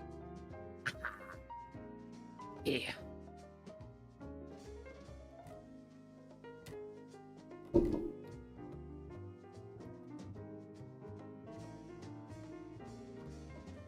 That hot pot. Carrying the fire's no joke.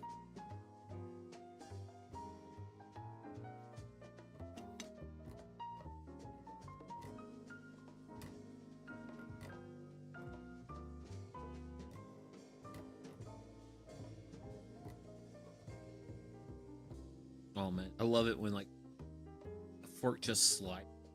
Data.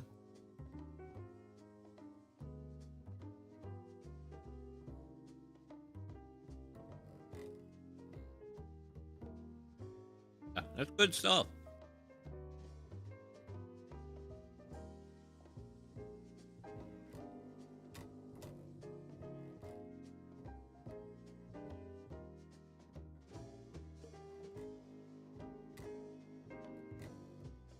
And potatoes have come down a little bit.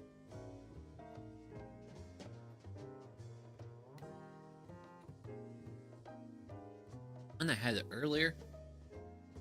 Man, that was a really hot spud. Absolutely terrible.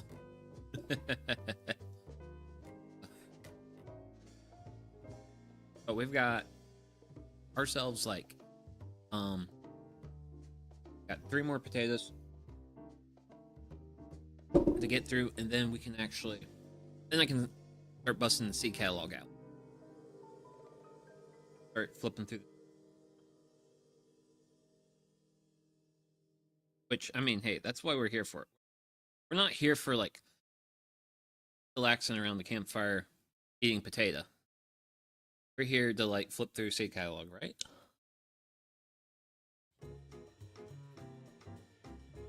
I still can't believe there's like this much fat. I get like it's supposed to be like a soup base, but wait, the amount of fat in it. Cool. Scares me. Granted, like the Japanese seasoning mix, like soup mix, like this has got 0 fat. No fat in this. Whereas like hot pot mix is loaded with fat, which if I mean, hey, if I was doing a party thing for like, let's say 8 people. 8 people's a pretty good sized party. I'm sure like even a quarter of a brick of this is like plenty for that. And I am now just trying to like prepare and make food for little me.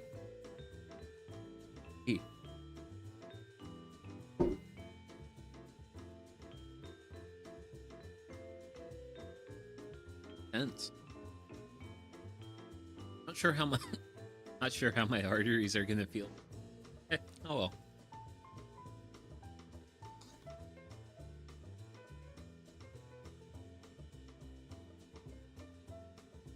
Gotta live a little to live your best life, you know? Actually, living a little. Beverage. Not necessarily. Cornucopious amount of fat. Which, like, a little bit, yes, a little bit of fat's good. I mean, fat's really good. I feel like... Okay, this is getting a little bit into, like, some kind of stuff, but the big fat scare that the US experienced, like, in late 90s, early aughts, where like fat became like super villainized. I think that was I am an individual who believes that was a mistake, because when like trans fats and like all that stuff was like public enemy number one. That literally paved the way for all the sugar and all like sugar and various other like more high processed foods become a thing. Whereas like that's actually a fairly natural source of calories, at least more natural than say fructose corn syrup, which you basically need a chemistry lab to make happen. Whereas like fat sucks. I made the venison. You could see the fat on the meat, like it's a normal thing, but like I don't know. I kind of wish fat didn't as villainized as much, and like really what. Not to be a preacher or anything, not to abdicate for whatevs. I don't care, but really, this is like the type of stuff most people need in America need to be eating. They need to be eating broccoli, radishes, carrots, cabbage, green onions, like more fiber, fibrous foods. Also, fun fact time. So, less than I think it's like either like 8 or 7% of Americans get their daily recommended dose of fiber. So if you want to be like a really eat American, just get your daily recommended dose of fiber. 1, you'll be taking care of yourself. And 2, you can think of yourself as being in a single-digit percentage bracket of Americans. Or at least that's something I do.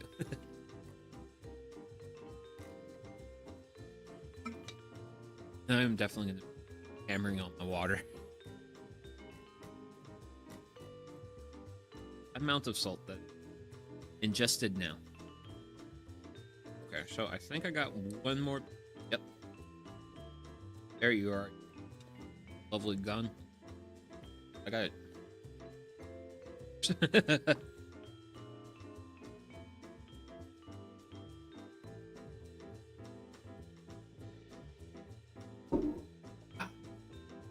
Okay.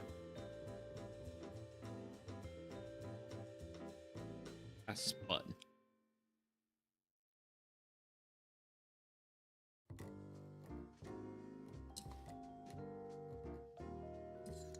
Okay. Yep.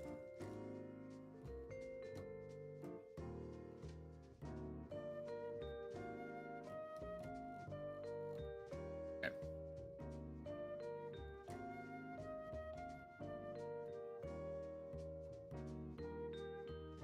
Car's good. I have a reasonable amount of. Got a decent boil on the hot pot. Let's see. Any reason to mess with things too much. So, all that. It's seed catalog time. Ooh, spirit of the season. Which I'm. Oh. Here, let's try to get. Spirit of the seed catalog. Granted, it's actually kind of cool. They do what's new for next year, like new entries. So, seed catalog is from Seed Savers Exchange. Oh. Let's see here. I really got into like gardening and stuff. Well, my current gardening art started in 2020. But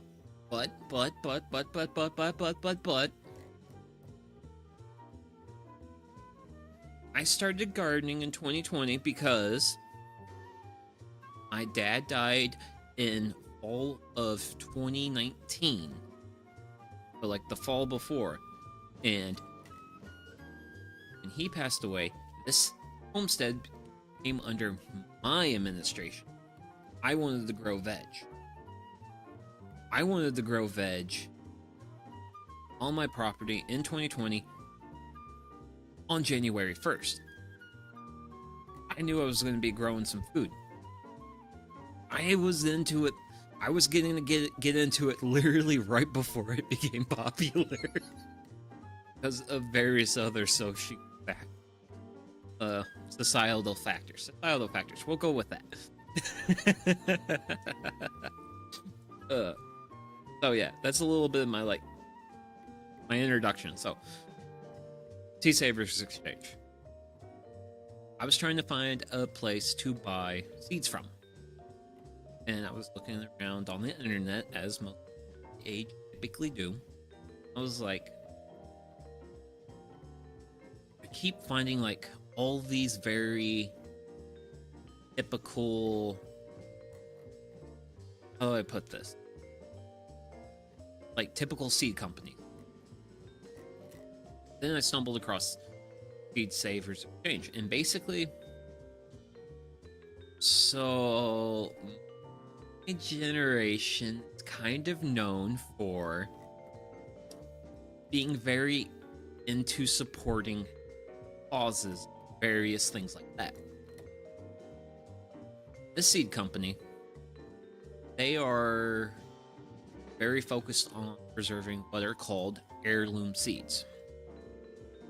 What's an heirloom seed, you might ask? Heirloom seeds are basically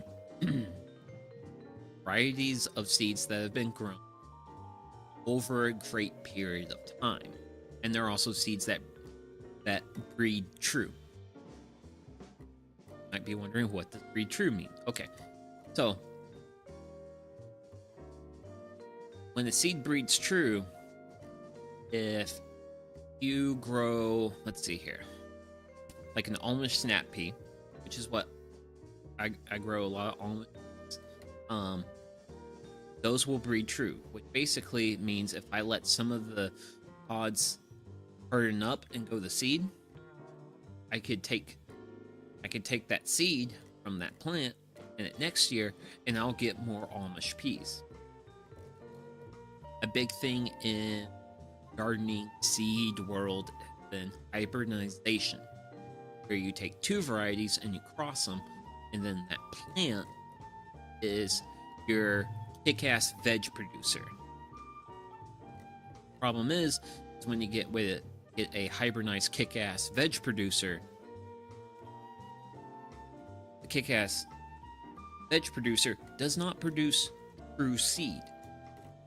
You can't replant seed from the kick-ass veg producer expecting another kick-ass veg producer, because you only got the kick-ass veg producer from the hybridization.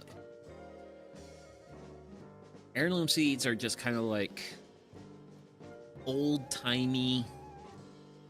They're consistent. They do reasonably well, and also a big good thing about heirloom seeds is that they preserve genetic diversity. My gosh, I can't believe the tangents I found myself going on. I'm gonna hold this up. Smoke is salting my face. So, a big thing in like a lot of, how do I put this, conservation circles, generally speaking, is where this particular conversation about preserving the gene pool of a species, what have you. A lot of humanity depends on only a couple of crops. It is about all that. Only a few varieties of those crops. And so that's really good about preserving a lot of these heirloom varieties, is that we are preserving more genetic information from all these different crops that we rely on for. Hey, look at all this different food. All this food comes from all different plants. And I think that's a good thing to do. So, I found them. They had a cool mission. It's like, you know what? I like that. That's definitely like a mission I can get behind. And hey, if I get seeds that get me veg that does good things, hey, I'm gonna be a happy camper at the end of the day. And also, we're gonna see a little bit of this going through the catalog. Surprisingly, be able to, yeah, surprisingly, there is a reasonable amount of Japanese varieties of plants. Why? I don't know, but you know what? I am a weeb and I garden, so sure. Oh, actually, let me show you one of my favorite things. One of my favorite things. And it's not the Autumn Beauty sunflower. Granted, Autumn Beauty, this is a good sunflower.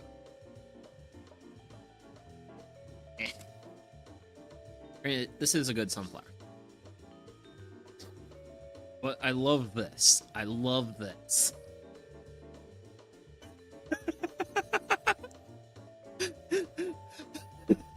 It's a variety of sunflower called Taiyo.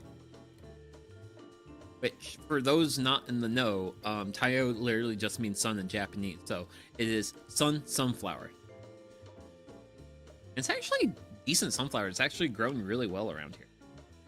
Yeah. Also, another cool thing about the Taiyo sunflower is seeds are white. They're more like white like this. Versus like a lot of the traditional sunflowers are more like a black seed. Like this Autumn Beauty sunflower. This one, there's some white, but it's also more of like a black brown. Whereas the Taiyos are like just a neat thing about them. But yeah, there's a lot of like neat varieties of sunflowers. Well, just varieties of plants in general. Like, I think the Taiyo sunflowers are probably like the thing I think is the best, just because it's sunflower. But yeah, there's also a lot of other like good stuff in here. Okay, my fire is dying down.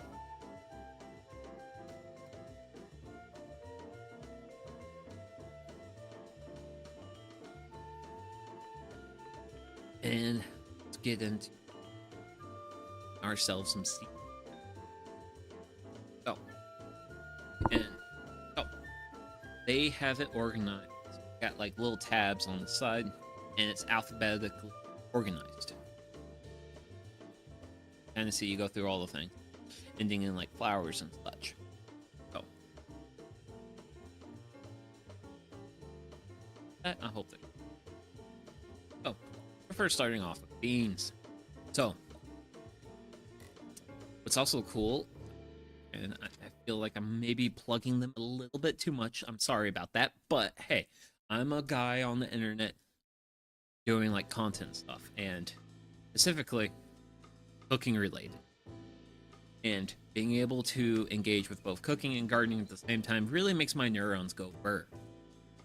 They also have like really good recipes. I actually saw this green dumpling soup. I actually really want to make this. So. But as far as like beans are concerned, how many pages of beans? So they got snap beans. And then they got dry beans and so I actually have a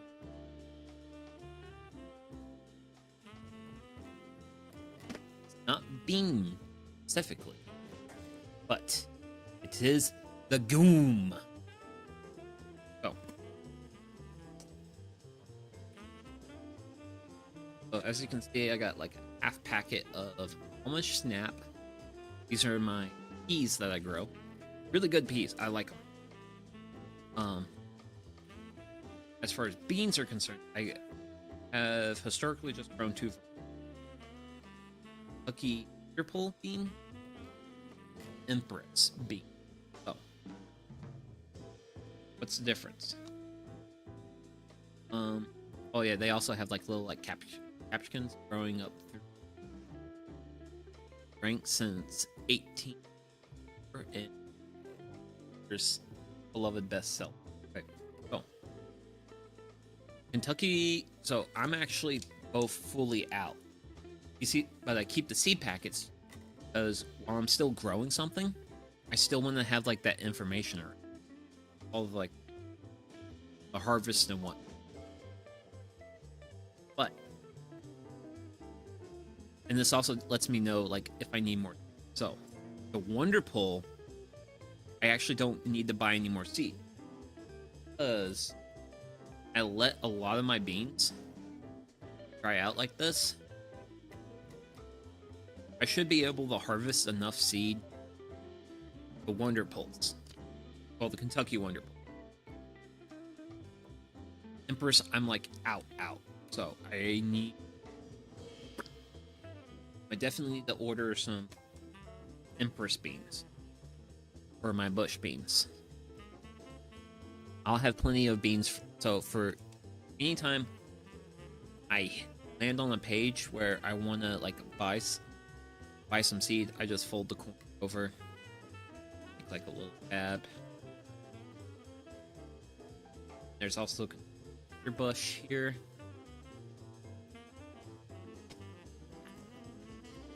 That's bush, but this is the whole bean. I'm good on that. So one of the things I do like about the fact that recipe, as I mentioned earlier, a lot of my pole beans have turned good if I want seed for, but not good if I want. So the thing that I need to do is, well, I need to actually, I grow a little bit weak on that, but I grow. So actually, should probably be talking about why I'm even growing beans in the first place. So I have 3 raised beds, and what I do with my 3 raised beds, I rotate them. One is affectionately called the salsa bed. Salsa bed, I grow tomatoes, peppers, some cilantro, and occasionally some green onions. Bed number 2, my root crop bed. Root crops are really great to do in beds. Mostly I do some radish, some carrots, onions, stuff like that. And then final raised bed is the legume bed. And basically I have a 3-tier crop rotation where each bed rotates out. So what was salsa bed 2023 was legume bed 2024. So I rotate things. It's literally the primary. I grow a legume bed. One, I am a big fan of peas. I will devour peas with abandon. But peas only grow for like the spring season. They grow from like, generally around here, I try to get them planted out beginning of March. Then they do their thing up into June on how hot things get. Because really once the air temps start consistently hitting 80, these are like, oh, nope, I'm done. Tapping out. So what I usually do is I'll grow 2 rows of peas, then I'll grow some beans, and I'll grow the beans in the shade of the peas. The beans are kind of like shaded a little bit, but once the peas die out, beans are like sprouted, established, they pop up, they do their thing, and then the beans just kick butt for the rest of summer. It's kind of like how I handle the. And I'm also gonna just keep a reasonable amount of water in here because I will be preparing more food for myself later. But now I have a seed catalog, and my ability to yap is now truly. So, raised beds. That's kind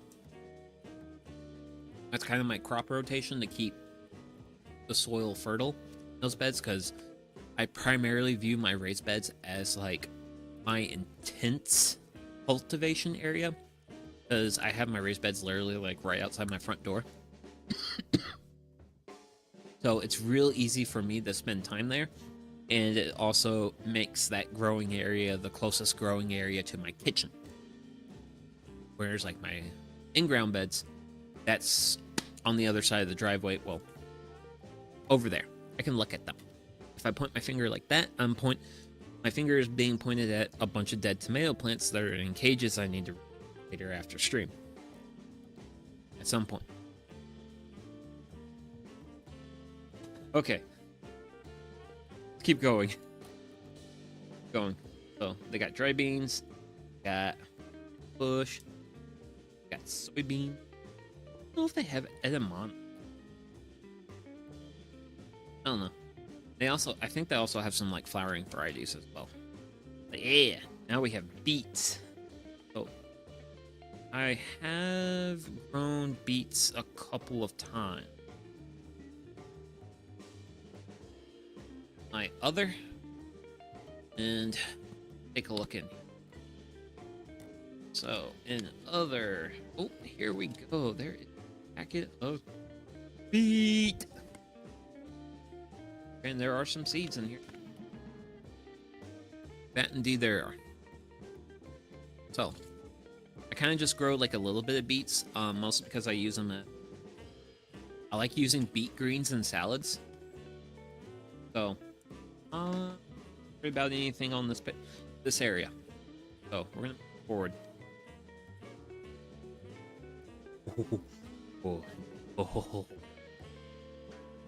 Sick. Okay.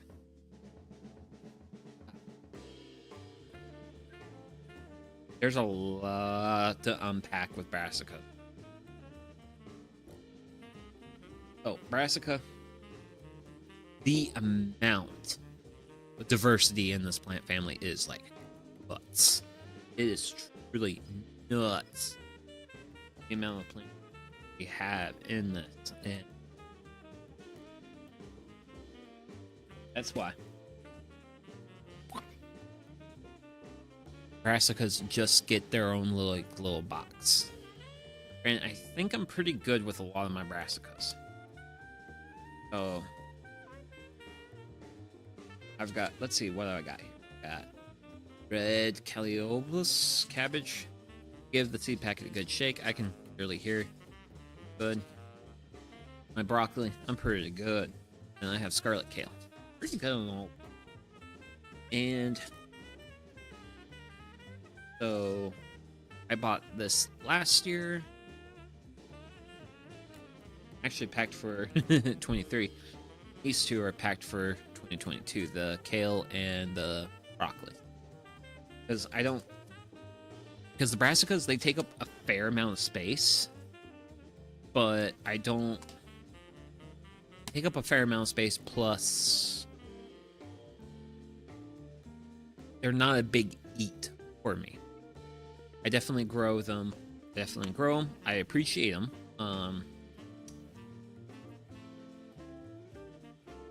The red Callioblus cabbage, we actually made kimchi with that earlier this year.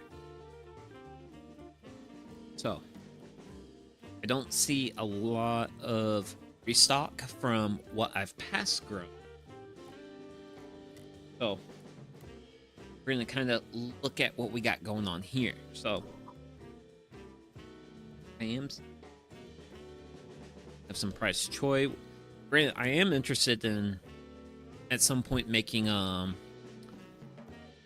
azoi brassica rapa. Rounded emerald leaves of this vigorous Asian green form an attractive compact rosette.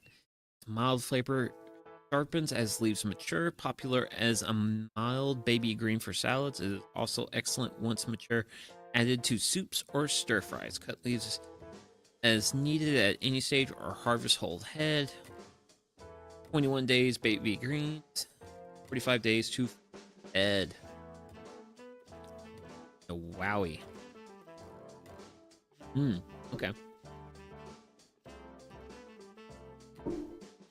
I've been curious about this. About the Azoi. Not sure if I'm going to go for it or not. It's funny, the back of this book is getting warm.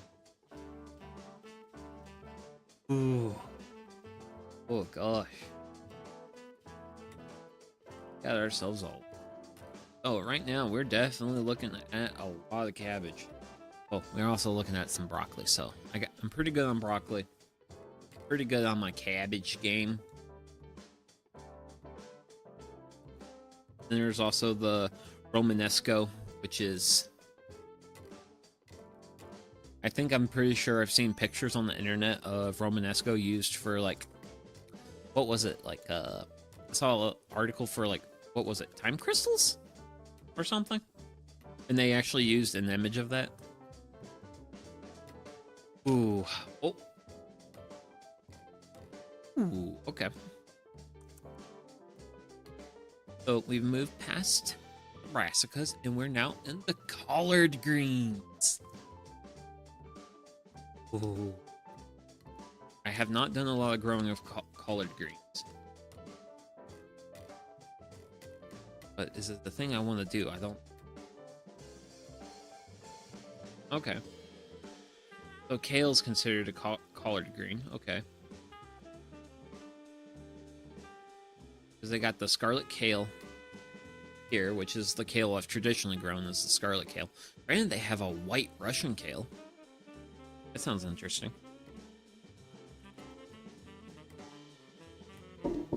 Oh boy. And then we move from like kales, collard greens to spicy green mix, which I think I've bought. I think I've bought the spicy green mix, but I think that seed packet is in my lettuce. I do have a lettuce thing in it. So, oh goodness gracious. So, I have had pretty good success this year. Honestly, 2024 was the best year for cabbage. I absolutely destroyed it with peppers. I grew way too many peppers this year. But big weakness from 2024 is I didn't do a super great job of growing lettuce. 2023 is still best year at the homestead for lettuce, so want to improve upon that. But also, I really gotta use the bathroom right now, so I'm gonna throw the BRB screen right back, and I'm gonna use the little homesteader's room, and we'll get back to flipping through the seed catalog. So, see you.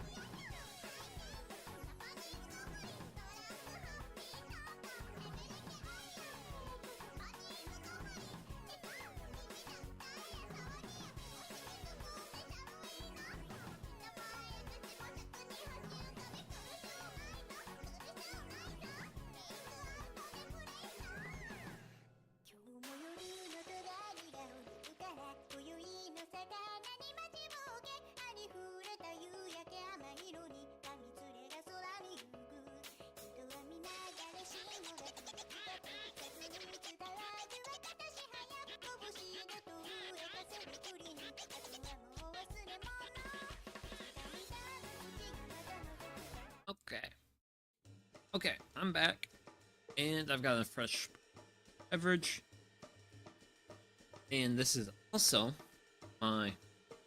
This is the final bottle of my personal Oktoberfest that I brewed myself for this year.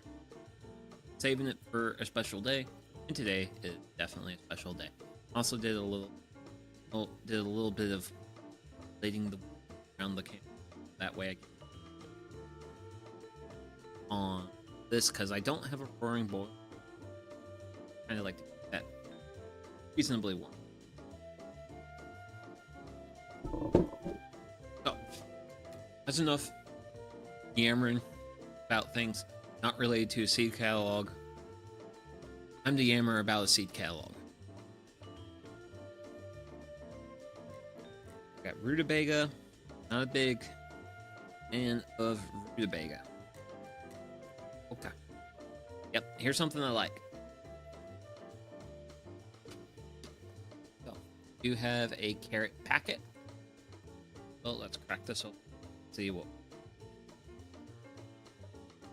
Got 2 packages. Got dragon and serve barley. Make sure I've got plenty.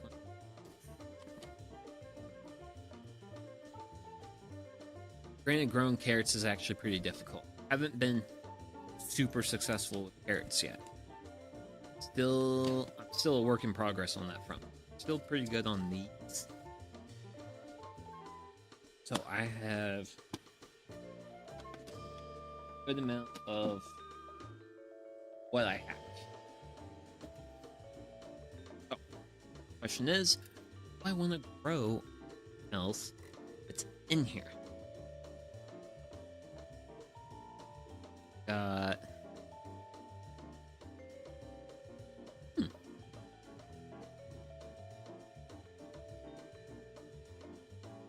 know what?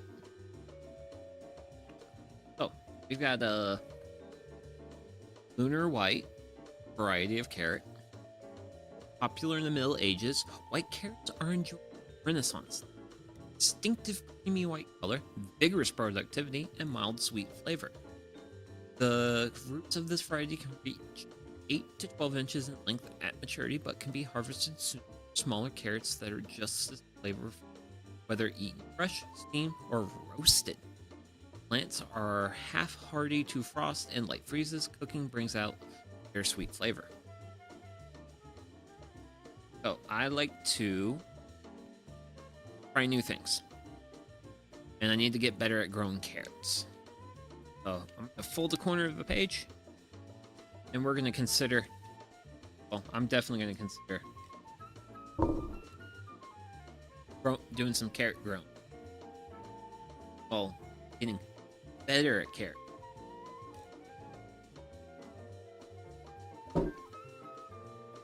Gentlemen, behold, corn. Oh, corn. I've never grown corn. Like it's all right. I mean, I'm really tempted to do a popcorn. Granted, I'm not seeing popcorn. I'm not like a super big like sweet corn fan. Also, just corn is just very cheap. It's cheap and good in cans, so it's not something I'm super big on from like having fresh from the garden standpoint. Next up is cucumber. Also another one that I'm not I mean, I like a good cucumber in a salad, but uh-oh. Japanese climbing variety bears tender, crisp, and slightly tart 9-inch long cucumbers that are excellent for slicing or pickling. Listed by E.M. Thornburn and Company in 1894. Strong, grasping that make it ideal for growing on a trellis or also be grown on the ground.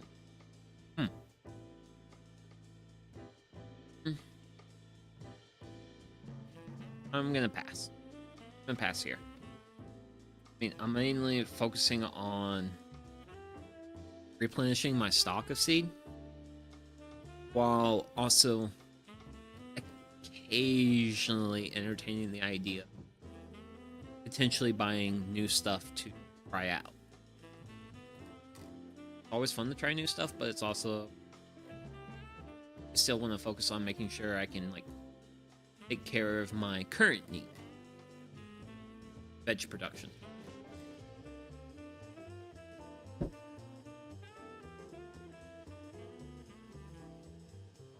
Eggplant. Oh.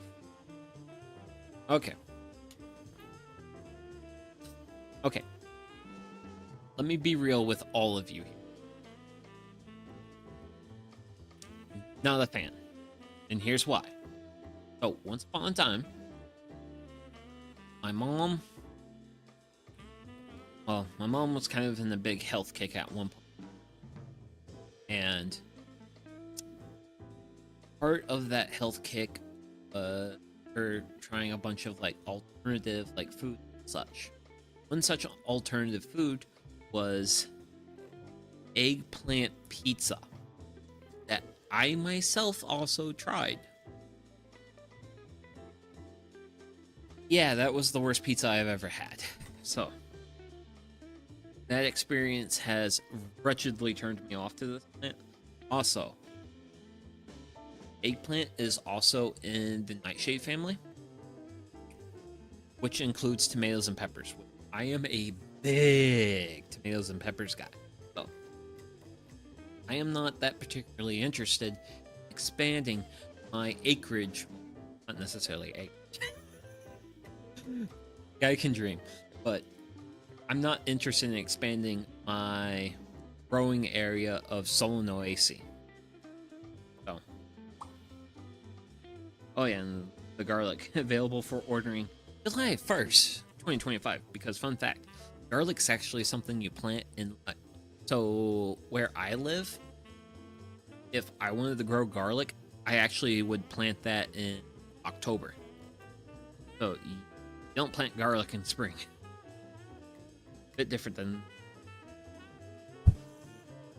Okay, so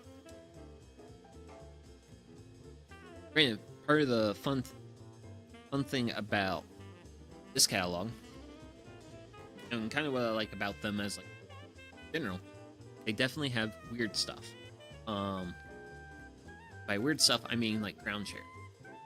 Ground cherries are actually they are also a member of the Solanaceae family, but they're like they're a different style. They're more unlike, they're kind of like a tomato, but in terms of like a growth habit, ground cherry, they definitely grow a lot more closer to the ground. So kind of the same, a little bit different. But we got leeks. I need to on.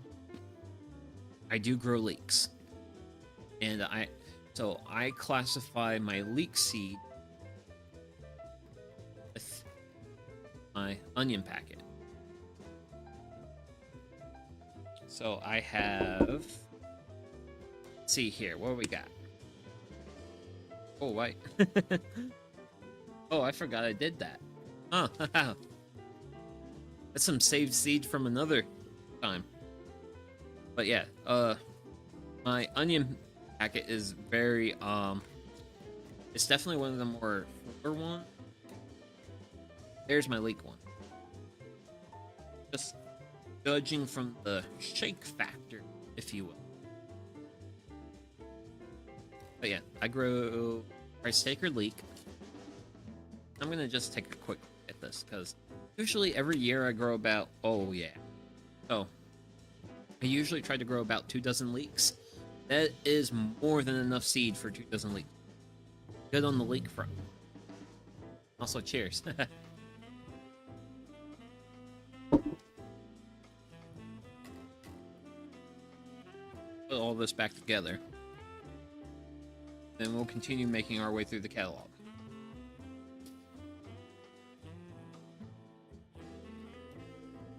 Oh, oh.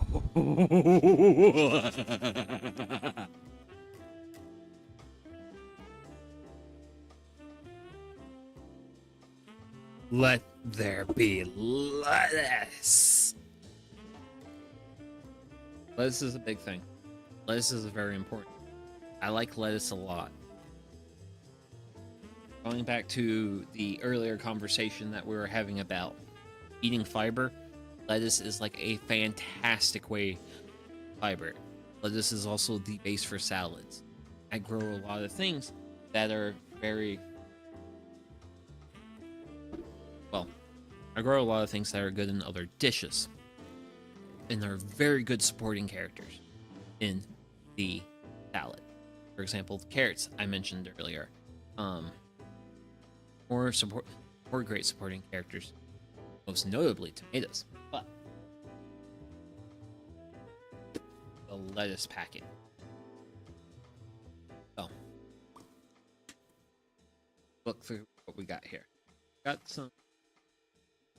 I actually got some standard seed. This is seed I actually bought at Lowe's. Brand, but yeah. Also bought some of the spicy green. Did I buy that last year? Bought that last. Oh, this was this package spicy green mix with. The spicy green mix was packaged 2022, and see here for a moment. I have a very good amount of seed in that. Also have lettuce mix. This seems out. Yep. So I'm all tapped out of my lettuce mixture. So definitely gonna want to pick up some of. Granted, that does pretty much concur.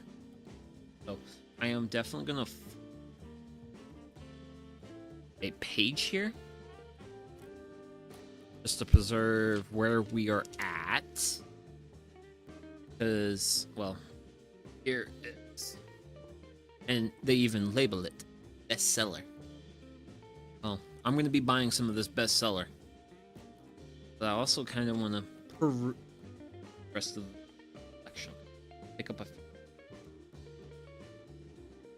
ooh, that sounds like foreign and good. Yugoslavian red butterhead.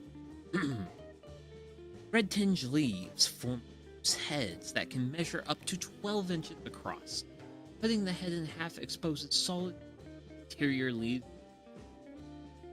Excellent flavor for most popular lettuces. Okay, well, good to know Eastern Europe is good for something.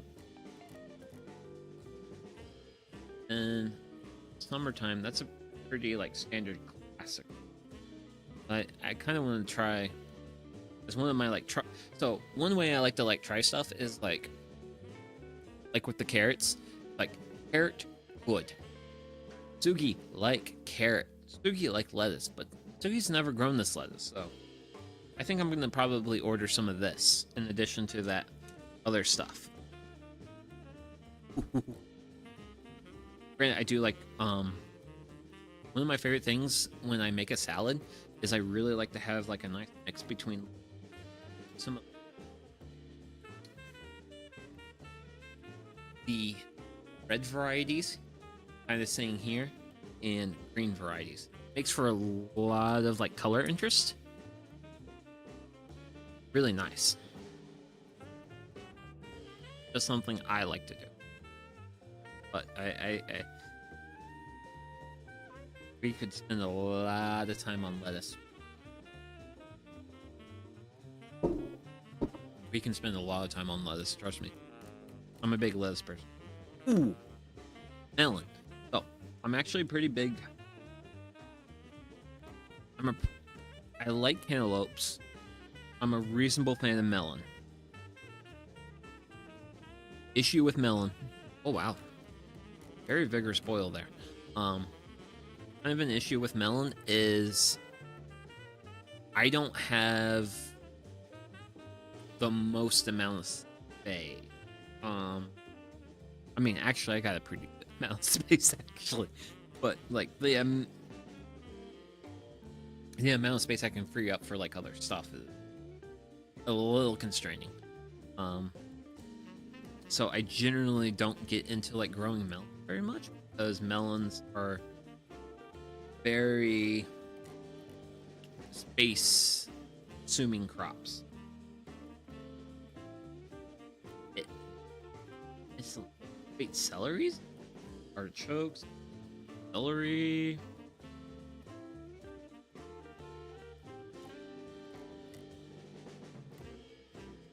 I was about to say, like,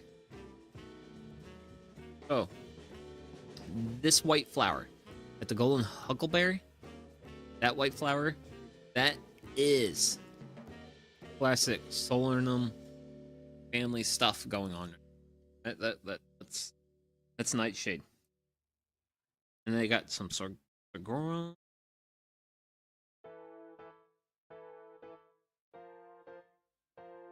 But that's one of the things I really like about like this catalog. It has good staple crops. Like if you just want like a standard, they have that. Or if you want like standard lettuce, they have that. But they also have weird stuff too, and that's kind of like what I specifically like about the C Company and the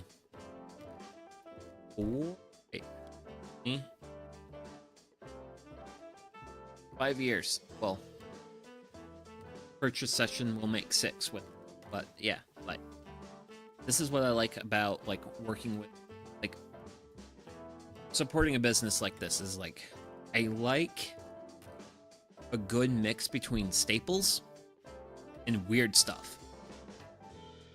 When it comes to my beer, I really like breweries that do rock solid, like traditional style ales, but also are willing to be like, oh, hit me with like a good mix up of like, hey, here's like a New Zealand IP, or even better and even a deeper cut, and like you're a brewery that does this, I am going to love you immensely.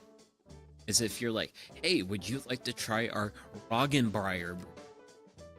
Which, if you don't know, a Roggenbreier is like a beer that uses a lot of rye in the mashing process, like a rye-based beer.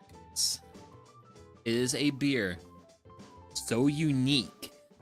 All my time of like perusing the selections of craft breweries, I've only had twice. And one of the times was, well, and the funny thing is, both of those times, both beers were collab beers between breweries. Like, that is how, like, that's a genuinely a rare style of beer to see. And if I see it, that one. I want that one.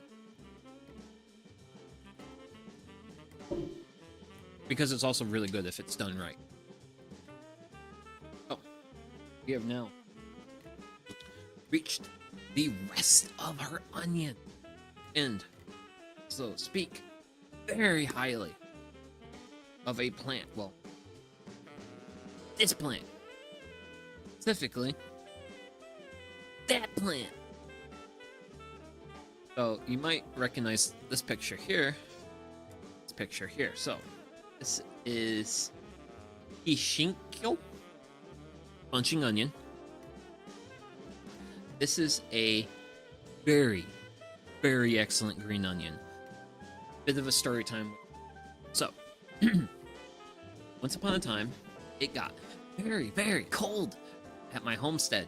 And by very cold, well, 2 varies cold, we're talking like 0 Fahrenheit.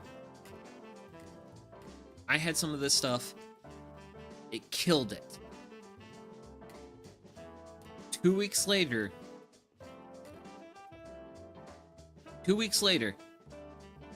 middle of January, I had green onions in my raised bed for salad. This stuff is hardy. It generally does fairly well. Genuinely cannot recommend this, as if you need a bunching green onion, your green onion needs in both your garden and in your kitchen. I honestly genuinely not recommend munching on. It has been a fabulous producer and has done me. So sorry about going on a bit of a tangent. This is what happens when you get me started on gardening. This is also another reason why gardening related stuff, because oh boy, can I yap about this.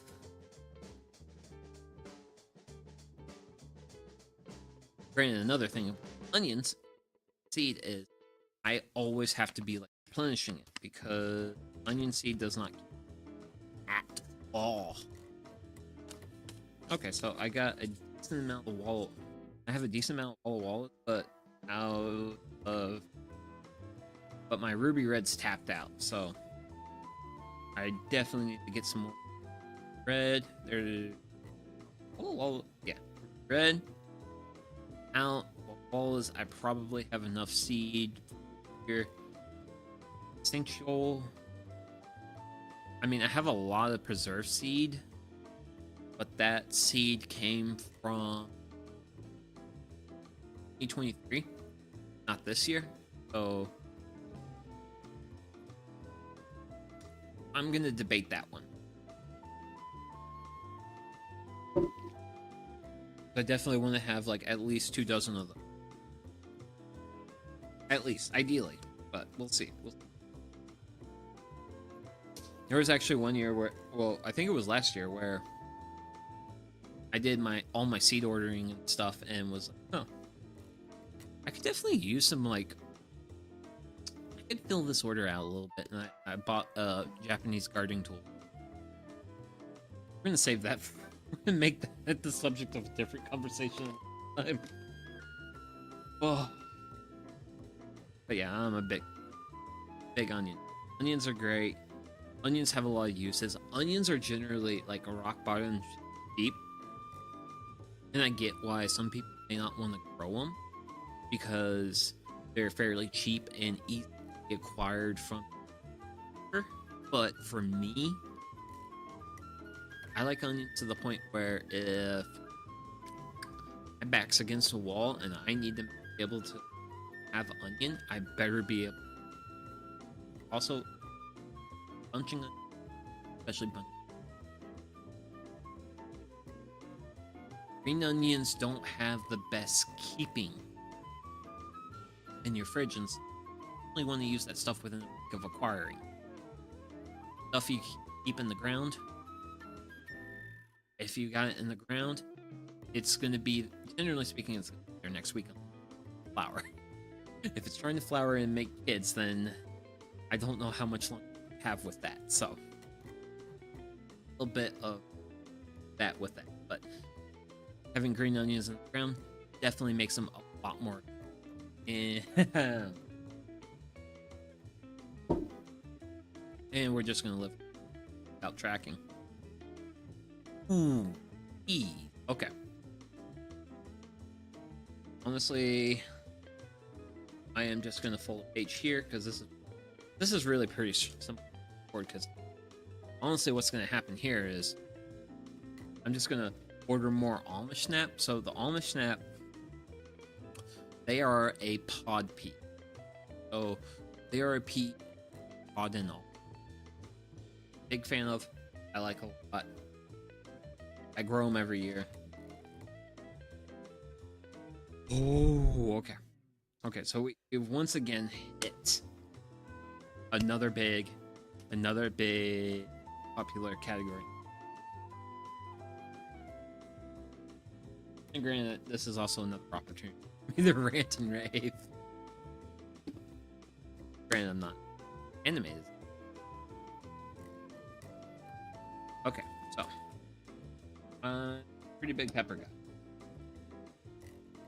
So pepper, I'm a big fan of. I think I'm out. Oh wow. Yeah, because this was packaged.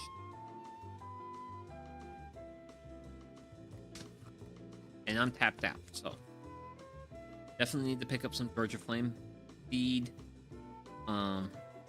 I am a person who values diversity. So, okay, yep.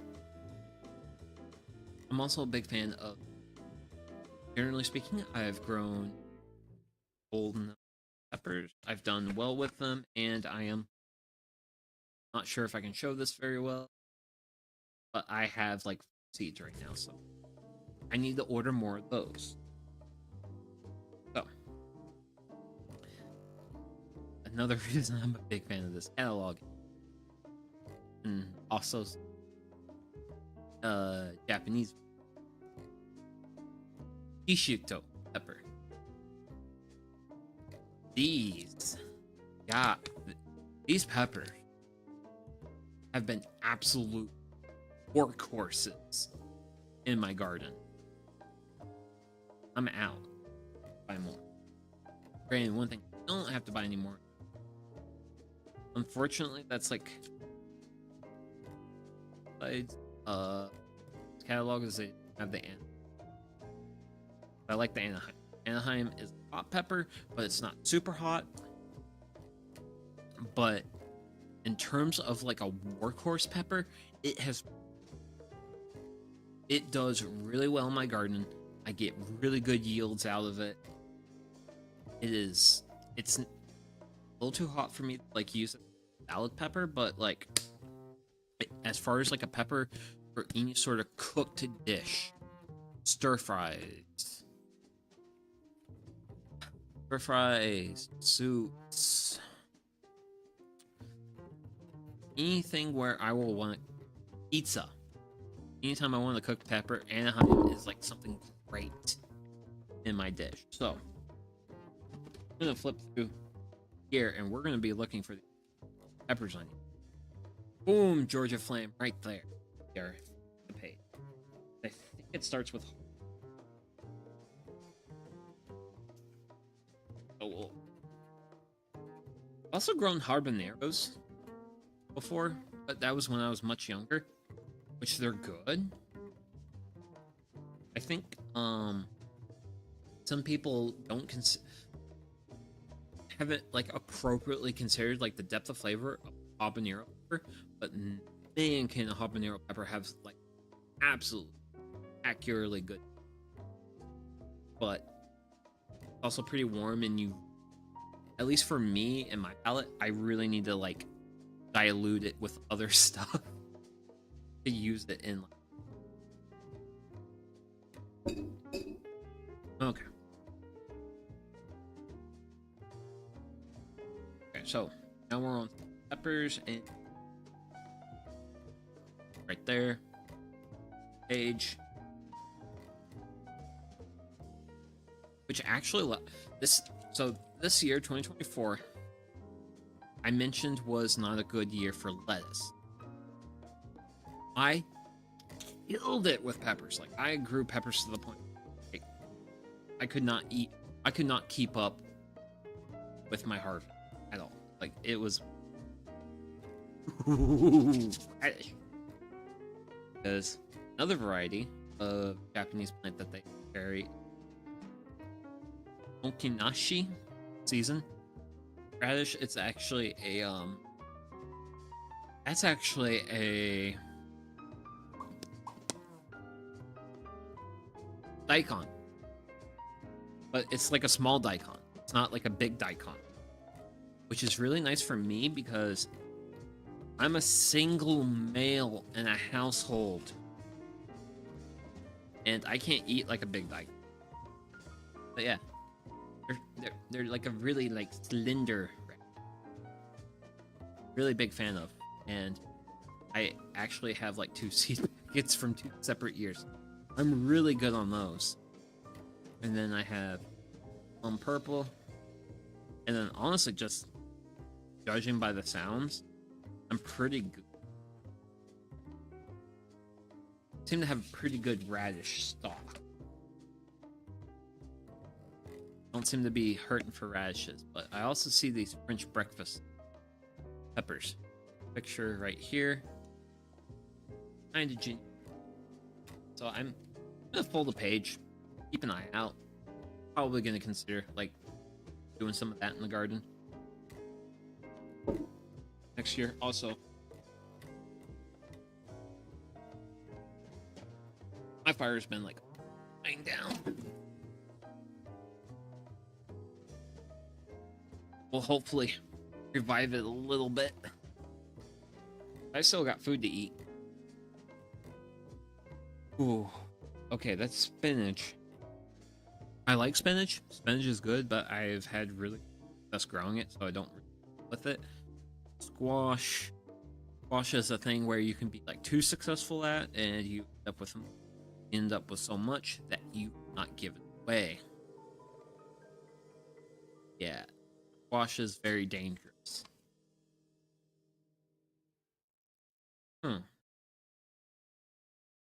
Where's pumpkin? I want to grow pumpkins. Dip peppers. Probably gonna find some pumpkins.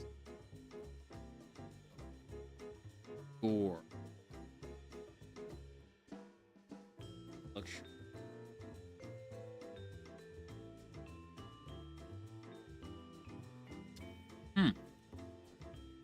Seeing lots of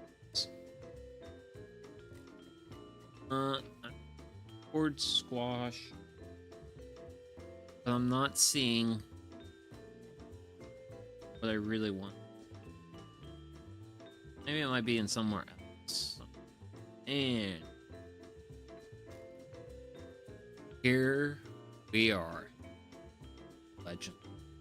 Well, probably, perhaps, the biggest legend. Like,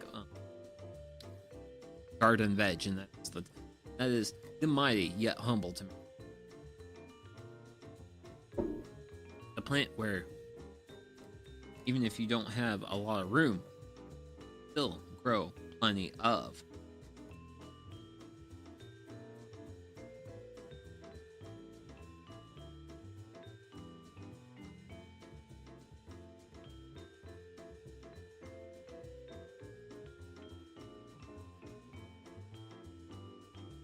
And it was also a thing I probably grew a little bit too much.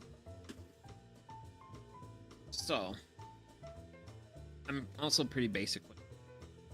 Generally speaking, when I grow tomatoes, I just do tomatoes because their aroma tomato size is basically perfect. Oh yeah, okay. So I'm not worried about Roma tomato seed. And then I also have Red Pride from Botanical Inputs. My grandma actually gave me this tomato seed packet last year. It does make a very like large, let's say beefsteak style tomato.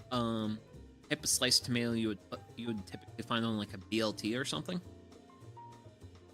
Good tomato, but I know what I want out of a tomato, and so I literally just grow Roma tomato.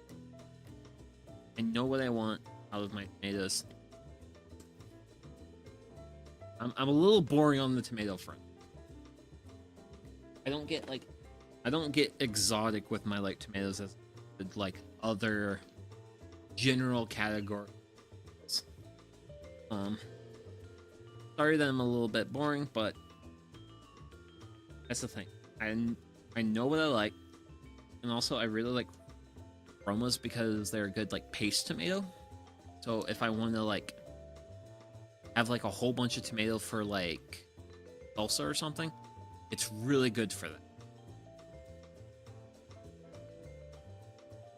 And then there's the tomato I grow right down in here.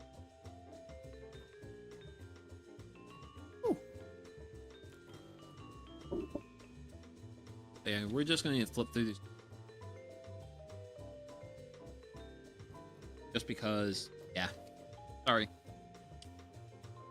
Males are where I'm boring. Came back. Oh, okay. Came back. Off his Helsers. Okay. But as you can see, they have a really good variety of tomatoes. Anyone with their soul will have a good variety, a good amount of variety of like tomato. And it seems we're at what watermelon is also another thing. Okay. Okay. we're gonna look.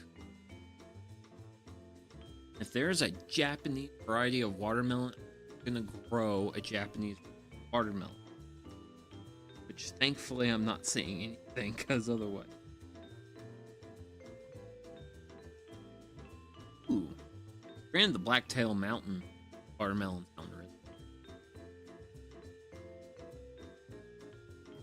Oh, okay. But that was developed in northern Idaho, where summer nights average 43 degrees. Yeah, I probably not be growing that. Ellen. God, I would. Summer degree temperature 43. No, That's not what I grow.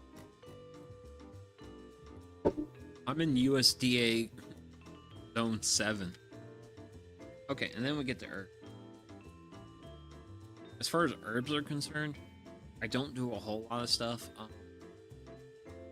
do chive, but honestly, the biggest thing, me and herbs, basil. I'm a big basil guy. And I did really well in basil this year. Found out basil does really well in my raised garden. I have some Profumo de Javinia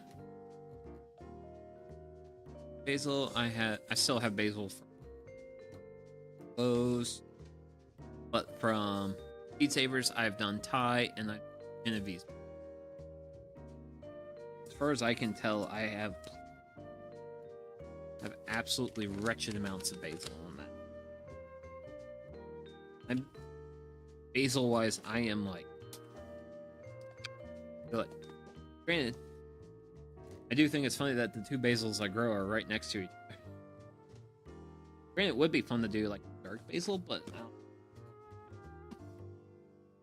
it'd be fun from a novel standpoint. But I mean, I haven't gotten like great production out of my. So anytime I've grown Thai basil, I haven't done super great production. So I might want to try replacing Thai basils with a color interest basil, probably. But I've got plenty of.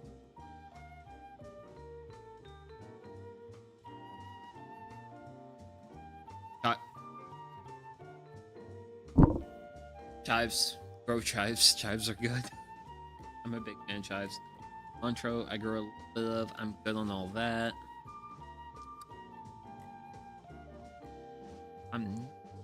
I don't grow a super amount of herb. I don't have like the biggest herb repertoire. But I do grow some stuff. Okay.